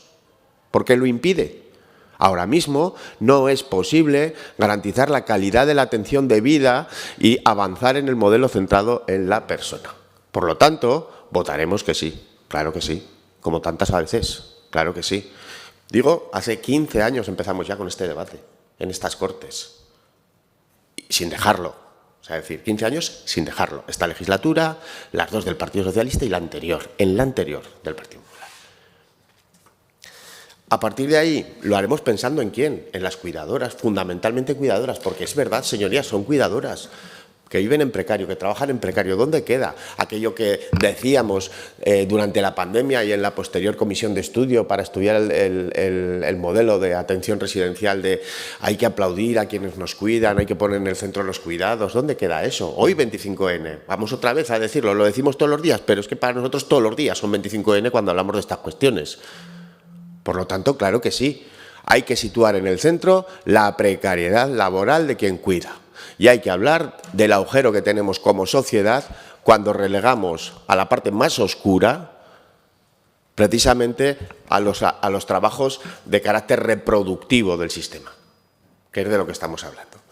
Y lo dicho, si no se avanza en modificación del decreto 111, si no se avanza en salarios, si no nos mojamos como Administración en garantizar que esos salarios son dignos, si no garantizamos unas ratios de atención directa dignas, no funcionará. La única enmienda que le plantea Izquierda Unida es precisamente recogiendo alguna de las cosas que se habló en esa comisión, el garantizar que aquellos equipos de refuerzo de los programas de valoración de la dependencia y discapacidad que aparentemente eran temporales se acaban el año que viene y que están cubriendo una plaza estructural, una cuestión estructural, no se acaben y, por lo tanto, se mantengan. Es lo único que le planteamos. Gracias, señor Sanz. Por el Grupo Parlamentario de Aragón Teruel existe, señora Buch. Gracias, presidenta. Pues desde Aragón Teruel existe no podemos decir otra cosa nada más que estamos de acuerdo con los 3 puntos de esta moción. Hablamos de modificar el decreto 111 de 1992. Creo que a estas alturas nadie puede pensar que un decreto desde 1992 reúne las condiciones necesarias para los tiempos actuales, cuando estamos hablando de una cuestión tan viva y en constante evolución como son los servicios sociales. Con lo cual, absolutamente necesario, porque estamos hablando de precariedad laboral. Estamos hablando de que es necesario mejorar las condiciones de esta clase trabajadora. Estamos señalando de que es necesario mejorar las condiciones que deben tener estos centros, de esos perfiles profesionales, de esos ratios del personal de atención directa. 1992, totalmente fuera de lugar que este decreto no esté aún modificando, porque al final los sufridores son eso, todas esas trabajadoras que dedican sus mayores energías a cuidar a los demás y que nosotros no estamos haciendo lo propio con ellas. También el segundo punto en el que se habla de un informe económico sobre el coste de los servicios para garantizar la viabilidad de las entidades prestadoras. Nosotros aquí, como Aragón Teruel existe, saben que en esta comisión hemos hablado muchísimas veces del servicio de ayuda a domicilio desde las comarcas, de que se les pasó la encomienda pero no se les ha ayudado económicamente y que están sacando ese dinero de otras partidas presupuestarias para poder atender a sus mayores. La consejera ha dicho que iba a subir el precio hora, lo cual agradecemos enormemente, pero sí que le pedimos que para el próximo 2026 esto sea con presupuestos o sin presupuestos. Estamos viendo cómo se hacen modificaciones con fines concretos y este lo es, porque esa cantidad que se va a subir no va a ser suficiente, pero desde luego que es mucho más de lo que tienen ahora y que va a ayudarles a que eso sea así, con lo cual no nos van a valer excusas para que esto no se haga y en el 2026 estas cantidades no estén aplicadas. También en el tercer punto se señala la necesidad de traer los trabajos a la comisión. Sí que entendemos que es importante que se lleve desde la posibilidad de mejorar las determinaciones, los indicadores y las medidas que se deriven de los mismos, porque como hemos visto en la intervención, entre otras cuestiones en la moción que hoy nos traen, se ve la necesidad de una política de recursos humanos como elemento clave para los servicios sociales. Y es que es así, porque si no, seguiremos, como hemos dicho antes, sometiendo a esta clase trabajadora a una precariedad. Así que no puedo decir otra cosa que apoyaremos esta moción. Muchas gracias. Muchas gracias, señora Buch. A continuación, señora Sobra, su turno. Gracias, presidenta. Bueno, apoyaremos esta moción porque no es posible garantizar la calidad de los servicios sociales sin planificación, sin dotaciones humanas y sin condiciones laborales dignas para quienes sostienen el sistema. El sistema aragonés de servicios sociales necesita una reforma profunda y valiente. A día de hoy contamos con normas que han quedado desfasadas respecto a las realidades actuales, con ratios profesionales que ya no se corresponden con las necesidades de atención y con entidades que operan en condiciones que rozan la precariedad. Por eso, la actualización del marco normativo no puede seguir posponiéndose. Debe de ser un proceso riguroso, participativo y transparente, con profesionales, entidades, sindicatos y administraciones que pueden aportar su conocimiento y su experiencia. Tampoco se puede sostener un sistema basado en plantillas mínimas, contratos inestables o perfiles profesionales insuficientes para la complejidad de las situaciones que se atienden. Las ratios importan, los perfiles profesionales también importan, la formación continua también, porque hablamos de personas que cuidan y que necesitan, a su vez, unas condiciones dignas para poder cuidar bien, porque la calidad de la atención está directamente vinculada a la dignidad laboral de quienes la prestan. En este sentido, también la elaboración de ese informe económico riguroso que permita dimensionar correctamente el coste real de los servicios y de los estándares de calidad exigidos no es un mero trámite administrativo, es una herramienta imprescindible para asegurar la sostenibilidad del sistema. Sin ese análisis, el sistema siempre estará expuesto a recortes, desigualdades en la gestión o a tentaciones privatizadoras. Queremos subrayar también algo fundamental en el contexto aragonés y es la diversidad territorial. No es posible diseñar un marco normativo eficaz sin comprender que las necesidades de un centro urbano no son las mismas que las de un servicio ubicado en una cabecera comarcal o en un pueblo del medio rural. Las distancias, las plantillas, la disponibilidad de profesionales, el acceso a servicios especializados, todo ello configuran realidades muy diferentes que deben de tenerse en cuenta, porque la equidad territorial es una obligación institucional para garantizar la igualdad real de los derechos de toda la ciudadanía, se quede viva donde viva. Por eso votaremos a favor de esta iniciativa. Desde luego vamos a defender siempre unos servicios sociales públicos fuertes, vertebradores y dignos, y sobre todo porque hay que hablar de derechos, de garantías, de políticas públicas que miren sobre todo a largo plazo y que pongan a las personas en el centro de las políticas públicas. Gracias, presidente. Muchas gracias a usted, señora Las Obras. A continuación, y en nombre del Grupo Parlamentario Vox en Aragón, señora Ranz. Sí, gracias, presidenta. Hoy debatimos y analizamos una iniciativa presentada por el Grupo Socialista relativa a la política general del Departamento de Bienestar Social y Familia, especialmente en lo que concierne a la planificación y gestión del personal y a la anunciada modificación del Decreto 111/1992.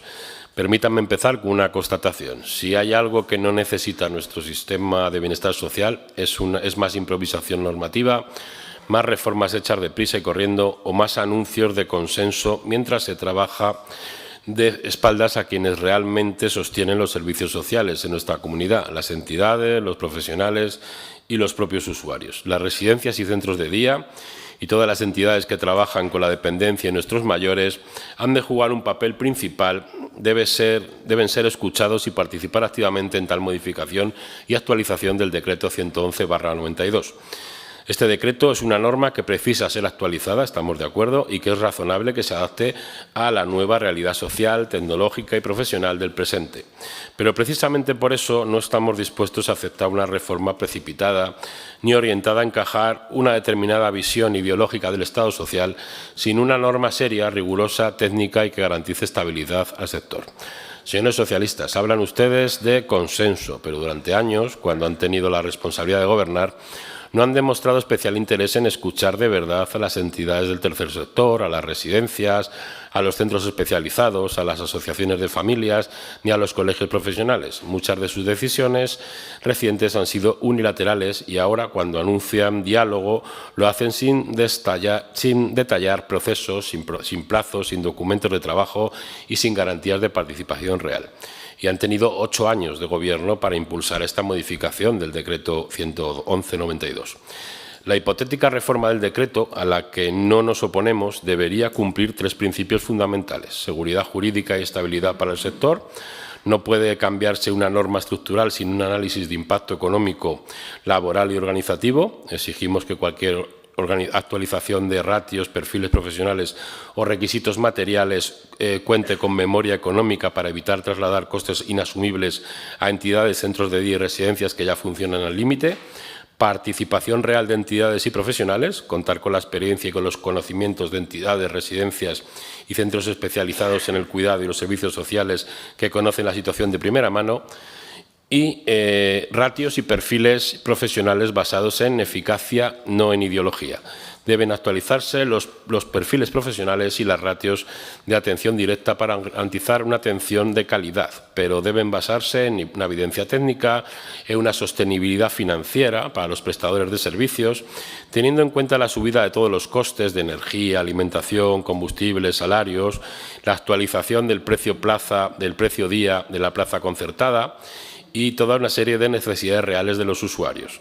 En este momento, tal y cual presentan esta Gracias, señora iniciativa, Ranz. votaremos en contra. Gracias. Muchas gracias.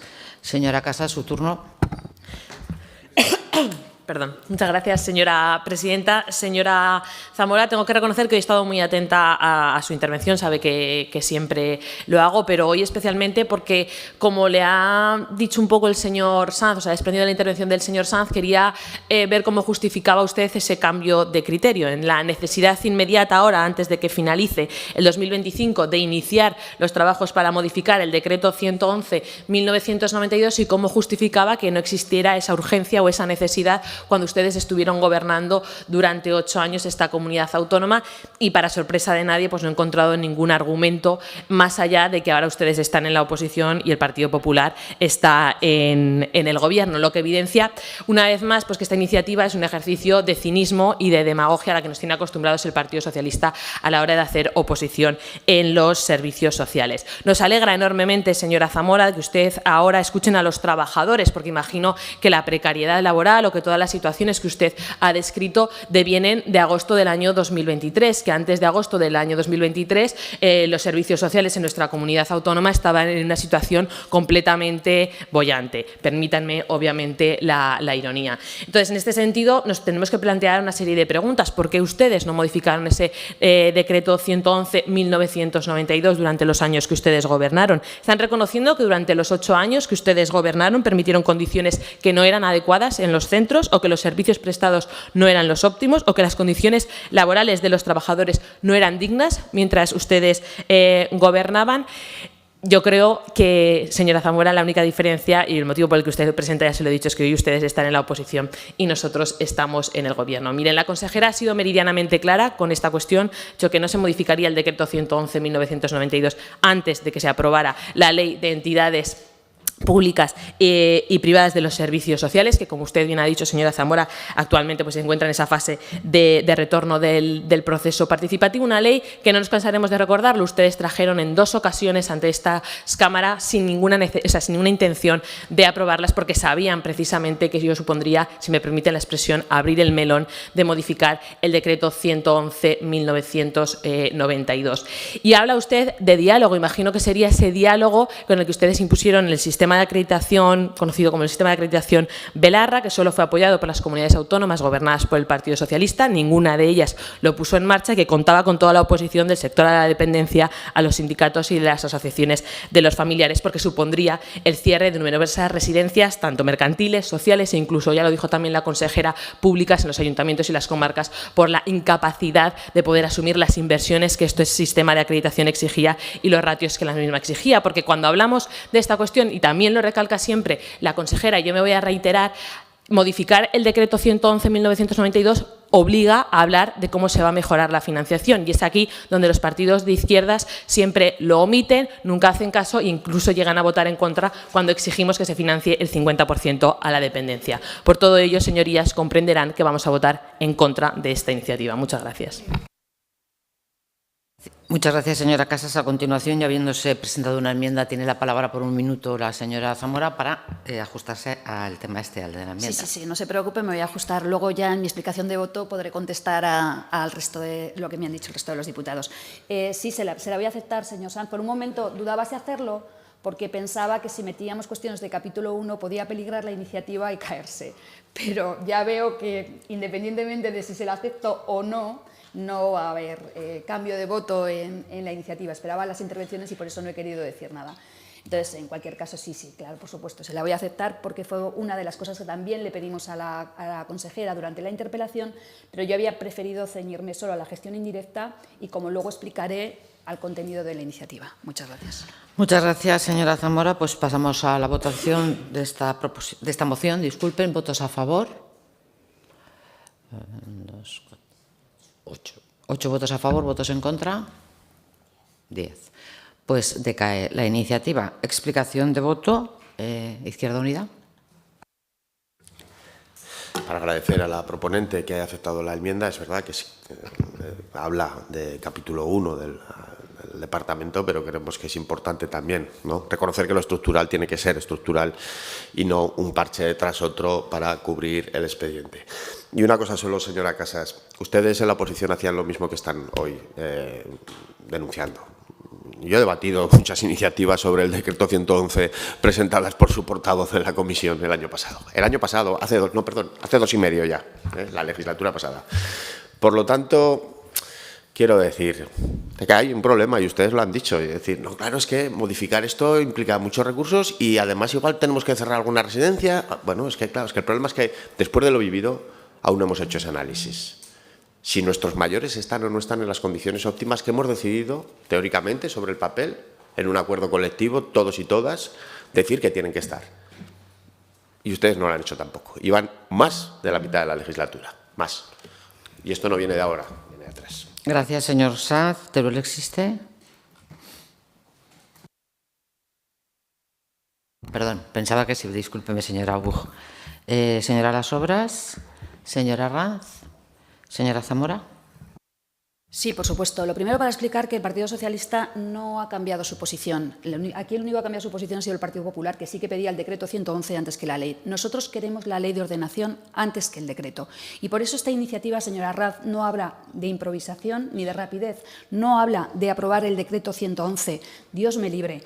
Habla de iniciar, antes de finalizar 2025, los trabajos. Como usted lo decía, sin prisa, con participación real, definiendo las ratios de profesionales y con memoria económica. El segundo punto no es ni más ni menos que una de las medidas de la Comisión de Residencias que todos aprobamos, que es elaborar un informe económico de los costes, porque la consejera y el presidente Azcón dicen que están garantizando la sostenibilidad de las entidades y que pagan el precio de las plazas, la portavoz me asiste, el precio de las plazas real. Las entidades no piensan lo mismo y, por otra parte, la sostenibilidad no se puede garantizar subiendo el precio y no concertando plazas de mayores y dejando a 7.000 personas en este momento sin atención. Por tanto, la iniciativa trataba de iniciar los trabajos y de elaborar ese informe económico necesario para ver la viabilidad de poner esto en marcha.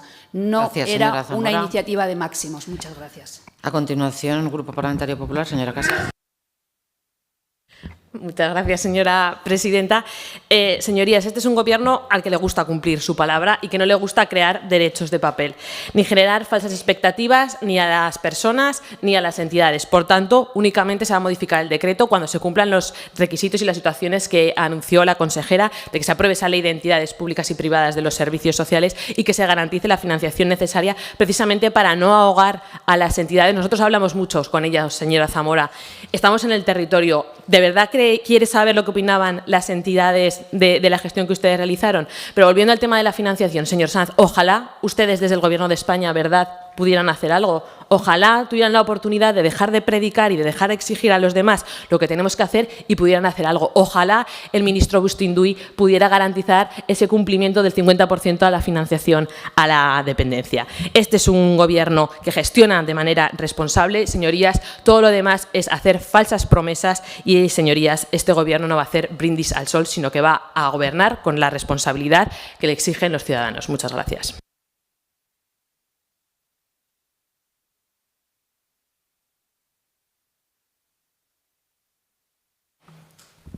De acuerdo, señorías. Pasamos entonces al punto número 4, que es debate y votación de la proposición de ley número 557-25 relativa a la igualdad de trato a menores huérfanos por violencia intrafamiliar sin distinción por razón de sexo, presentada por el Grupo Popular de Vox en Aragón.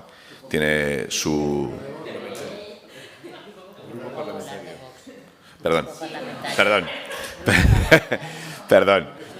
Aunque la equivocación se pueda dar lugar a la broma, les prometo que ha sido absolutamente involuntario. Perdón, tiene la palabra el señor Arranz para su defensa. Sí, gracias, señor presidente. Creo que estaremos un tiempo siendo Vox únicamente. Según el artículo 14 de la Constitución española, los españoles son iguales ante la ley sin que pueda prevalecer discriminación alguna por razón de nacimiento, raza, sexo, religión, opinión o cualquier otra condición o circunstancia personal o social. La Ley Orgánica 2/2022 de mejora de la protección de las personas huérfanas víctimas de violencia de género regula los supuestos para la exención de la plusvalía. Esta ley discrimina arbitrariamente a los hijos de víctimas de violencia intrafamiliar en función del sexo del progenitor victimario. Así, los hijos de mujeres asesinadas por su pareja o expareja estarán exentos de tributación, mientras que la ley no recoge ninguna exención para aquellos hijos menores cuyo padre haya sido asesinado por su pareja o expareja.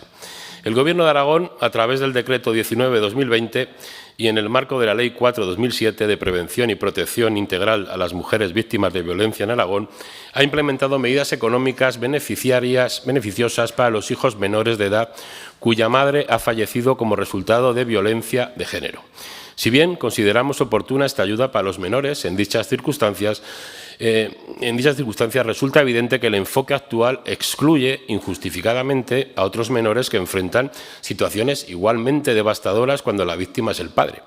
Es necesario atender a aquellos casos en los que el padre también ha sido asesinado a manos de su pareja, independientemente del sexo de ésta.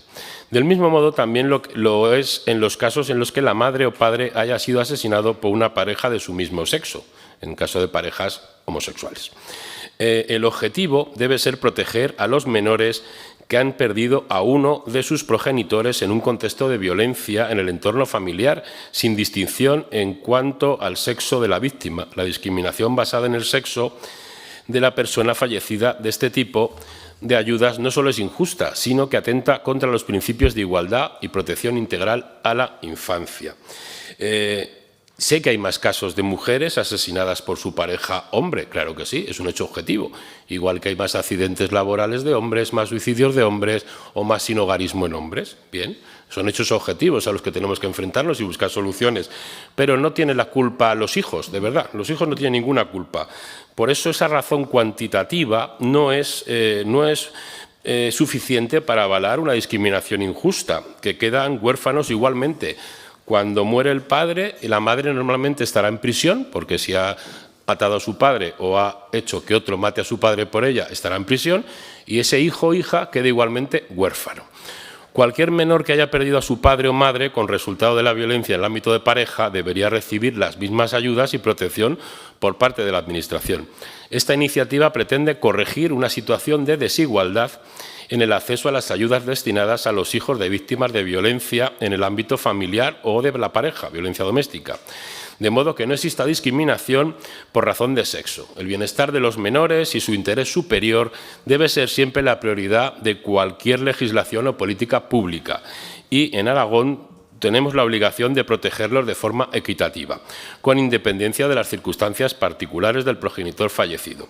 A pesar de ello, diversos partidos políticos han pretendido politizar hechos trágicos que conmueven a la sociedad, creando víctimas de primera y de segunda, y peor aún, extendiendo esa discriminación hasta a sus hijos, ¿no?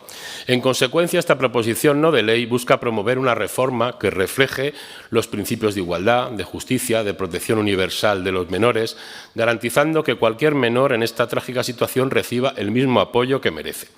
Así, pretendemos con esta iniciativa que las Cortes de Aragón insten al Gobierno de Aragón a modificar los requisitos de acceso a las ayudas actualmente otorgados a los hijos menores de edad de mujeres fallecidas por violencia de género, de manera que éstas se extiendan a todos los hijos menores cuyo padre o madre hayan fallecido a manos de su pareja, sin distinción por razón de sexo de la víctima. Garantizar la igualdad de trato y acceso a las ayudas económicas, sociales y psicológicas a todos los menores de edad en situación de orfandad por la muerte de uno de sus progenitores en un contexto de violencia en el entorno familiar, independientemente de si la víctima es el padre o la madre. Y, por último, la creación de un protocolo para menores huérfanos víctimas de violencia intrafamiliar, independientemente del sexo, que establezca medidas de acompañamiento, de atención psicológica gratuita y abogado de oficio para afrontar los trámites administrativos. Le solicitamos su voto positivo, pues es una iniciativa de justicia e igualdad en favor de unos menores que han perdido un progenitor y precisan de esa ayuda sin ningún tipo de discriminación ni sectarismo ideológico. Muchas gracias. Muchas gracias, señora Ranz. Tiene a su turno Grupo Parlamentario Mixto, Izquierda Unida. Señor Sanz, 3 minutos. Han elegido bien la fecha, señorías de la ultraderecha. Han elegido bien la fecha. Bien. Yo, desde luego, no voy a caer en la trampa de entender que lo que se viste de preocupación no deja de ser otra cosa que lo que es un ataque, de nuevo, clarísimo y flagrante a los avances en materia de lucha contra la violencia machista y sus estragos, y además una muestra más del negacionismo objetivo y flagrante de la violencia machista, su contexto y carácter estructural por parte de la extrema derecha, por parte de Vox. Es evidente. Lo que acaba de hacer el señor Arranz es evidentemente una muestra de negación de la violencia machista y su carácter estructural contra las mujeres, sus efectos, y también es un ataque, como digo, por lo tanto, a los avances en materia de la lucha contra esa violencia machista en un día muy señalado, que es precisamente el Día Internacional de la Lucha contra las Violencias Machistas. Bien, todo en orden. Además, desconocer lo que la ley pretende o utilizar esta tribuna para no decir lo que hay de fondo, el porqué de esta ley, pues es terrible. Es terrible. Esta ley, hay que recordarle a quienes nos están escuchando que lo que hace es pues dar respuesta a la desprotección objetiva que sufren aquellos huérfanos por violencia de género, que han perdido a su madre, pues ha sido asesinada. Y si estas mujeres, en el momento de ser asesinadas, no estaban cotizando, no estaban cogidas a ningún tipo de régimen de cotización, pues evidentemente los niños se quedan huérfanos y las niñas. Bueno, pues esto se da exclusivamente, prácticamente en su conjunto, esta casuística, en el ámbito de hijos e hijas de mujeres asesinadas por la violencia patriarcal y estructural machista. ¿Por qué? Pues porque es otra de las cosas que niega, claro, los sanos hijos del patriarcado lo niegan esto, ¿no? Es decir, que son las mujeres las que objetivamente dejan sus trabajos, dejan de cotizar para cuidar. Y en ese contexto, mayoritariamente donde se producen esas violencias, también se producen las muertes, en muchos casos de esa violencia machista. Por lo tanto, también niega esa realidad, una realidad mucho más habitual de lo que nos gustaría, ¿no? Que es que las mujeres abandonen el ámbito productivo para dedicarse a los cuidados. Y solo tenemos que analizar el porcentaje de pensiones no contributivas que existen en este país, que sería sencillo. Lo que pasa es que los datos dan igual, porque hoy no va de datos este debate va de otra cosa. Este debate va de a ver qué hace la derechita cobarde, a ver qué hacemos los socialdemócratas, socialcomunistas, porque solo queda teóricamente la ultraderecha. Ese es el problema. Pero ante eso, señorías, ante eso, lo que tiene que hacer este Parlamento, y con esto acabo, es conjurarse precisamente contra este tipo de conductas. No pasarán. Y tenemos necesariamente, señorías, los demócratas y las demócratas tenemos que conjurarnos. Hoy, 25N, que a alguien le haga gracia lo que estoy diciendo, es una muestra de lo muy en riesgo que estamos, señorías, de involución, si al final estos señores acaban gestionando lo que es de todos y de todas. Muchas gracias, señor Sanz. Es el turno ahora de Aragón Teruel Existe, señora Buch. Gracias, señor vicepresidente. Pues bueno, hoy esta es otra de las trampas a las que nos tienen acostumbrados y que nos traen. Y que nos la traen a conciencia porque mezclan sin rigor ni precisión los conceptos violencia de género y violencia en el entorno familiar, violencia intrafamiliar, independientemente del sexo. Ustedes conocen muy bien la distinción entre estos conceptos, pero les da igual. Utilizan el concepto de violencia intrafamiliar para negar que exista una tipología específica de violencia, como es la violencia que se ejerce contra las mujeres por el hecho de ser mujeres, violencia de género. Lo hacen a sabiendas y lo hacen para introducir su ruido y su manipulación. Y lo hacen hoy, el 25 de noviembre, el Día Internacional de Eliminación de la Violencia contra la Mujer. Un día que denunciamos la violencia que se ejerce sobre las mujeres en todo el mundo y reclamamos políticas en todos los países para su erradicación. Lo hacen una violencia que recae sobre las mujeres, pero que también recae sobre sus hijos, ejerciendo la violencia vicaria. Por ello, en esta propuesta es tan importante lo que dicen como aquello que no dicen, porque lo que de verdad pretenden es negar que exista esa violencia específica y diferenciada, la violencia de género, al poner el pretexto de una supuesta discriminación hacia el hombre en el seno de la familia. Quiero dejar claro, quiero dejar muy claro que las vías de apoyo familiar están fijadas, lo están por los servicios sociales de las comunidades autónomas y por la Seguridad Social en su caso. Bajo esta manipulación que ejercen, su intención es utilizar la violencia intrafamiliar para negar, invisibilizar y tapar la violencia de género. Esto provoca que una parte significativa de los abusos sexuales, del maltrato, del miedo o de la violencia psicológica y física, especialmente en parejas y en la infancia, quede sin registro. Pero ustedes utilizan el concepto de violencia intrafamiliar para lograr un único marco y negar la violencia de género. Entonces, ¿qué pasa? Que si la violencia sexual contra una mujer se produce fuera de la familia, como se le debe de denominar, también es violencia intrafamiliar. Sean honestos, denuncien la violencia contra las mujeres y no insistan en esta lucha cultural para justificar una agenda de confrontación y ruptura política. Nosotros, desde Aragón Teruel Existe, trabajamos por todos los menores que necesiten ayuda, asistencia o amparo y que sean víctimas de violencia. Pero para lograr este fin es irracional, es injusto negar la violencia de género y la violencia sexual como tipo específico de violencia que requiere su propia acción legislativa y jurisdiccional. Hoy, 25 de noviembre y todos los días, desde Aragón Teruel Existe, condenamos y mostramos nuestra más absoluta condena y nuestro absoluto rechazo a todas las formas de violencia machista. Muchas gracias. Muchas gracias, señora Buch. Es ahora el turno de Xunta Aragonesista, señora Las Obras. Gracias, presidente. Hoy, 25 de noviembre, Día Internacional de la Eliminación de la Violencia contra las Mujeres, no deberíamos estar debatiendo esta iniciativa. Creo que nunca debería de haber llegado a esta comisión y creo que menos aún un 25 de noviembre, porque realmente esta iniciativa no tiene como objetivo principal reforzar la protección de los menores huérfanos. Si ese fuese realmente el propósito, se encontraría un amplio consenso de los partidos demócratas de esta Cámara, porque la mayoría de las fuerzas políticas compartimos la obligación ética y jurídica de garantizar el bienestar y la recuperación de quienes han sufrido una tragedia tan devastadora.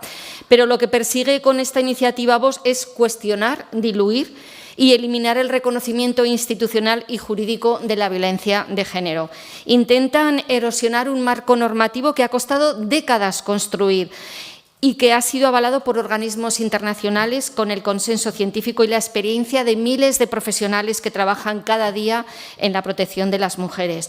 Desde luego, nosotros vamos a oponernos con firmeza a este intento de borrado, a estas políticas negacionistas que no reconocen la violencia machista como una realidad estructural, que pretenden reducirla a un conflicto doméstico más y que buscan desactivar los instrumentos específicos que existen para combatirla. No estamos hablando de un caso de violencia intrafamiliar, estamos ante una violencia machista que tiene raíces culturales y sociales, una violencia que afecta a las mujeres por el hecho de ser mujeres, una violencia que se manifiesta en desigualdades persistentes, agresiones físicas y psicológicas, asesinatos en orfandad y en un terror cotidiano que miles de mujeres han relatado.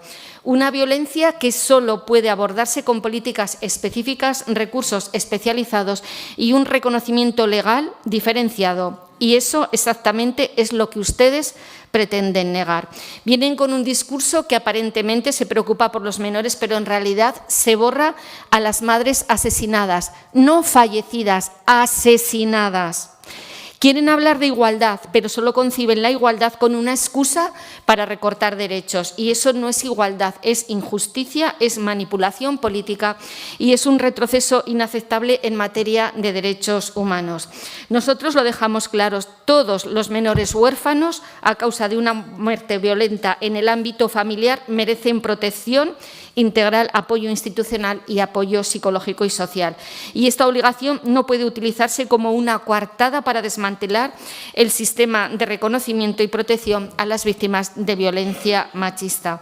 Desde luego, nosotros tenemos claro, sin ambigüedades, ni un paso atrás en los derechos de las mujeres, ni uno.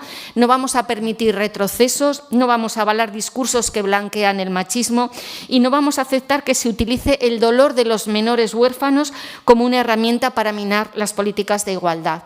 Termino, presidente. Voy a terminar mi intervención aquí en esta comisión, igual que la ha empezado. El Gobierno de Aragón tiene que mantener su firmeza contra la lucha machista y no puede ser que, habiendo aumentado un 13% las agresiones sexuales y machistas, se haya recortado un tercio de la plantilla de funcionarios que son los que instruyen los casos de violencia de género y sexual.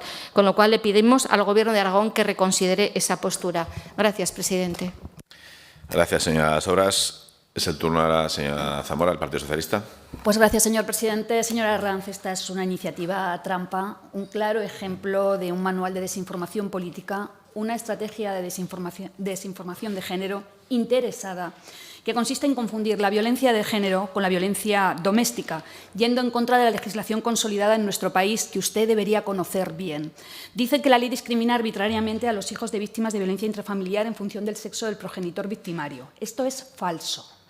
Fruto de una estrategia de desinformación legal y de manipulación ideológica, que es lo único que hay detrás de esta iniciativa, para borrar a las víctimas de violencia machista.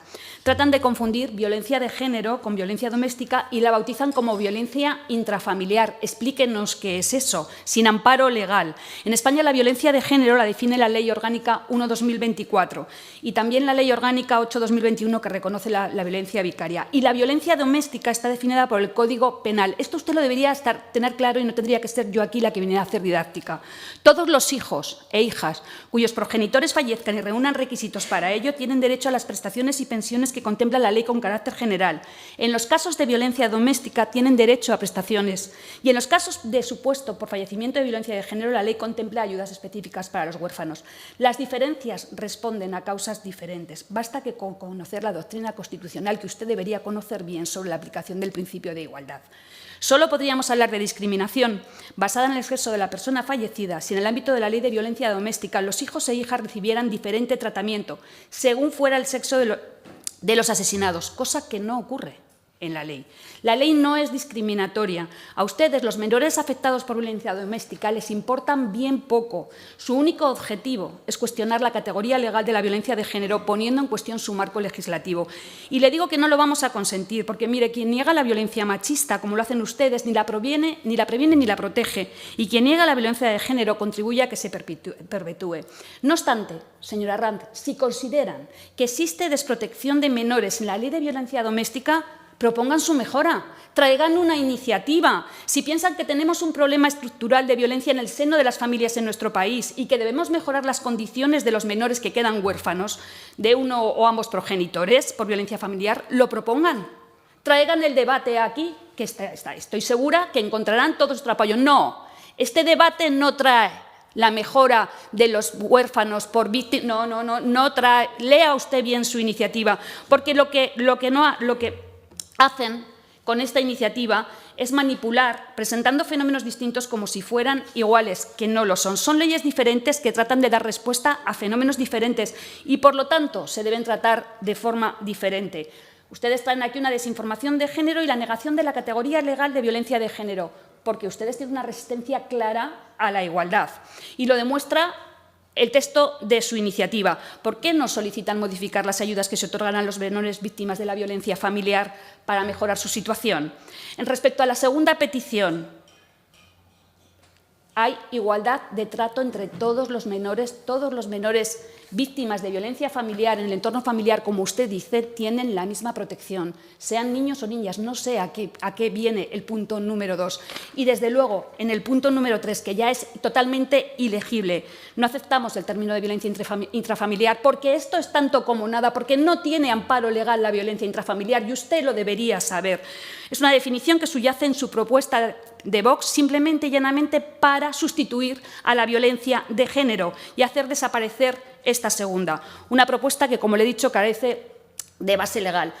Se lo repito, si usted quiere que vengamos a hablar de violencia familiar en el sentido de mejorar la situación de los menores huérfanos por uno o ambos progenitores, presenten una iniciativa, tráiganla aquí y hablemos. Porque, mire, ustedes han venido aquí a manosear hoy el término discriminación y desigualdad, cuando la única desigualdad real que hay detrás de estas ayudas a niños y niñas huérfanas es la que todavía sufrimos las mujeres por el hecho de serlo y que ha llegado, desgraciadamente, a terminar con la vida de sus madres. Muchas gracias. Muchas gracias, señora Zamora. Es el turno del Partido Popular. Señora Marín. Muchas gracias, señor presidente. Pues, señora Arranz, mi grupo parlamentario también va a votar en contra de esta iniciativa por dos motivos fundamentales. En primer lugar, por la confusión legal que existe y que ya se le ha explicado, aunque yo voy a incidir en ella, y por otra cuestión también de confusión competencial. Mire, la Ley Orgánica 1/2004 fue la primera que reguló la violencia de género, y a partir de ahí una serie de modificaciones, una en el 11, otra en el 15 y la última, la Ley Orgánica 2 del 22, en la que, y por su título lo entenderán, dice de mejora de protección a las personas huérfanas víctimas de violencia de género. Es decir, estas leyes, todas ellas orgánicas, lo que regulan es la violencia de género y la protección de los menores. La violencia que se ha venido a denominar intrafamiliar, que antes era la violencia doméstica, está regulada y comprendida en la Ley Orgánica 1/96 de protección jurídica del menor y en el Código Penal, en los artículos 153, 73, 71, 72, en fin, en diversos artículos. Miren, son regulaciones diferentes, con lo cual el intentar mezclar ambas es un error, o por lo menos es ir contra unas leyes orgánicas. Si se quiere hacer una reforma y hacerlo, o que todas ellas queden reguladas en la misma ley, se tendría que modificar una ley orgánica. Y eso, señora Arranz, como usted sabe, no es competencia del Gobierno de Aragón, sino que es competencia de las Cortes Generales. Los menores víctimas de violencia doméstica o intrafamiliar, como ustedes lo quieren llamar, sí que tienen protección por parte del Estado como personas con pensiones de orfandad extraordinarias y medidas de protección. No es cierto que estén desprotegidos. Lo que ocurre es que reciben ayudas diferentes, pero en absoluto están desprotegidos. Y respecto al ámbito competencial, es que, señora Arranz, todo lo que usted refleja en este petitum, en el petitum de su iniciativa, está regulado, como ya le he dicho, por ley orgánica, con lo cual el Gobierno de Aragón no puede modificarlas. La que debe tomar o modificar esos requisitos de acceso o la creación de ese protocolo es el Gobierno de España, porque son todo leyes orgánicas y el Gobierno de Aragón y las Cortes de Aragón, obviamente, no tenemos competencia para modificar leyes orgánicas. El Instituto Aragonés de la Mujer tiene entre sus cometidos el garantizar esa protección y esas ayudas, en este caso a los menores víctimas de violencia de género, pero no tiene asignada la competencia de víctimas de violencia doméstica o intrafamiliar. Quien lo tiene es, por ley orgánica, en este caso, el Gobierno de España. Con lo cual, nuestro voto va a ser en contra, disculpen, por estas dos cuestiones, por una cuestión competencial y por una cuestión legal. Muchas gracias. Muchas gracias, señora Marín. Con lo cual, no habiendo enmiendas, pasamos a la votación. ¿Votos a favor? ¿Votos en contra? No hay abstenciones. Entiendo que la proposición queda rechazada por 16 votos en contra y 2 a favor. Pasamos a explicación de voto. Señor Sanz, señora Buch, señora Sobras, entiendo que tampoco. Señora Arranz. Sí, gracias, señor presidente. Vox no es negacionista. Nosotros no negamos la violencia contra la mujer. ¿Cómo la vamos a negar? Eso es un hecho objetivo. Además, existe dentro de la familia, dentro de las parejas, con la expareja y fuera. Todas esas violaciones en manada, claro que son ataques a la mujer por su hecho de ser mujer. Hay más que a veces en otros casos. y nos han llamado negacionistas, y no sé qué ataque, hijos del patriarcado, y bueno, todo muy sectario hasta terminando con no pasarán. Ya es el sectarismo llevado al culmen. No sé, ¿de verdad creen que un niño o una niña que no sufre igual cuando mata su madre a su padre que cuando mata a su padre a su madre? ¿De verdad? ¿De verdad? ¿Creen que son hechos tan diferentes? ¿De verdad creen que son hechos tan diferentes y hay que protegerlos de distinta manera? Yo es que, de verdad es que me cuesta comprenderles. La señora Buch ha hablado de violencia contra la mujer fuera de la familia o de la pareja, queda desprotegida. Pero hombre, no, eso es el delito de homicidio, delito de lesiones, delito de agresión sexual, delito de violación. Siempre ha estado protegido. Y además ha estado protegido hasta sin esta ley de violencia de género, porque estaba el agravante de parentesco, el agravante de abuso de superioridad, no hacía falta esta ley, ¿eh? Ustedes no saben que es el único país que tiene una legislación así. ¿Qué pasa? ¿Que los demás países no protegen a la mujer? No, es que ustedes han hecho hoy una votación completamente sectaria. Señora Arranz. El socialismo azul y rojo han votado en contra de algo justo. Muchas gracias. Gracias, señora Arranz. Señora Zamora. Sí, me ha sorprendido escuchar al señor Arranz. Me alegro de que hay violencia contra la mujer por el hecho de ser mujer. ¿Usted cree que violan a los hombres por el hecho de ser hombres? ¿Usted cree que eso ocurre? Bienvenido a la violencia de género, señora Arranz. Esto le va a pasar factura. Muchas gracias, señora Zamora. Señora Marín. Pues no habiendo más comentarios, en este caso pasamos al último punto, que es punto número 5, robos y preguntas. De acuerdo, pues se levanta la sesión. Muchas gracias. Sí, les recuerdo que tenemos mesa ampliada ahora.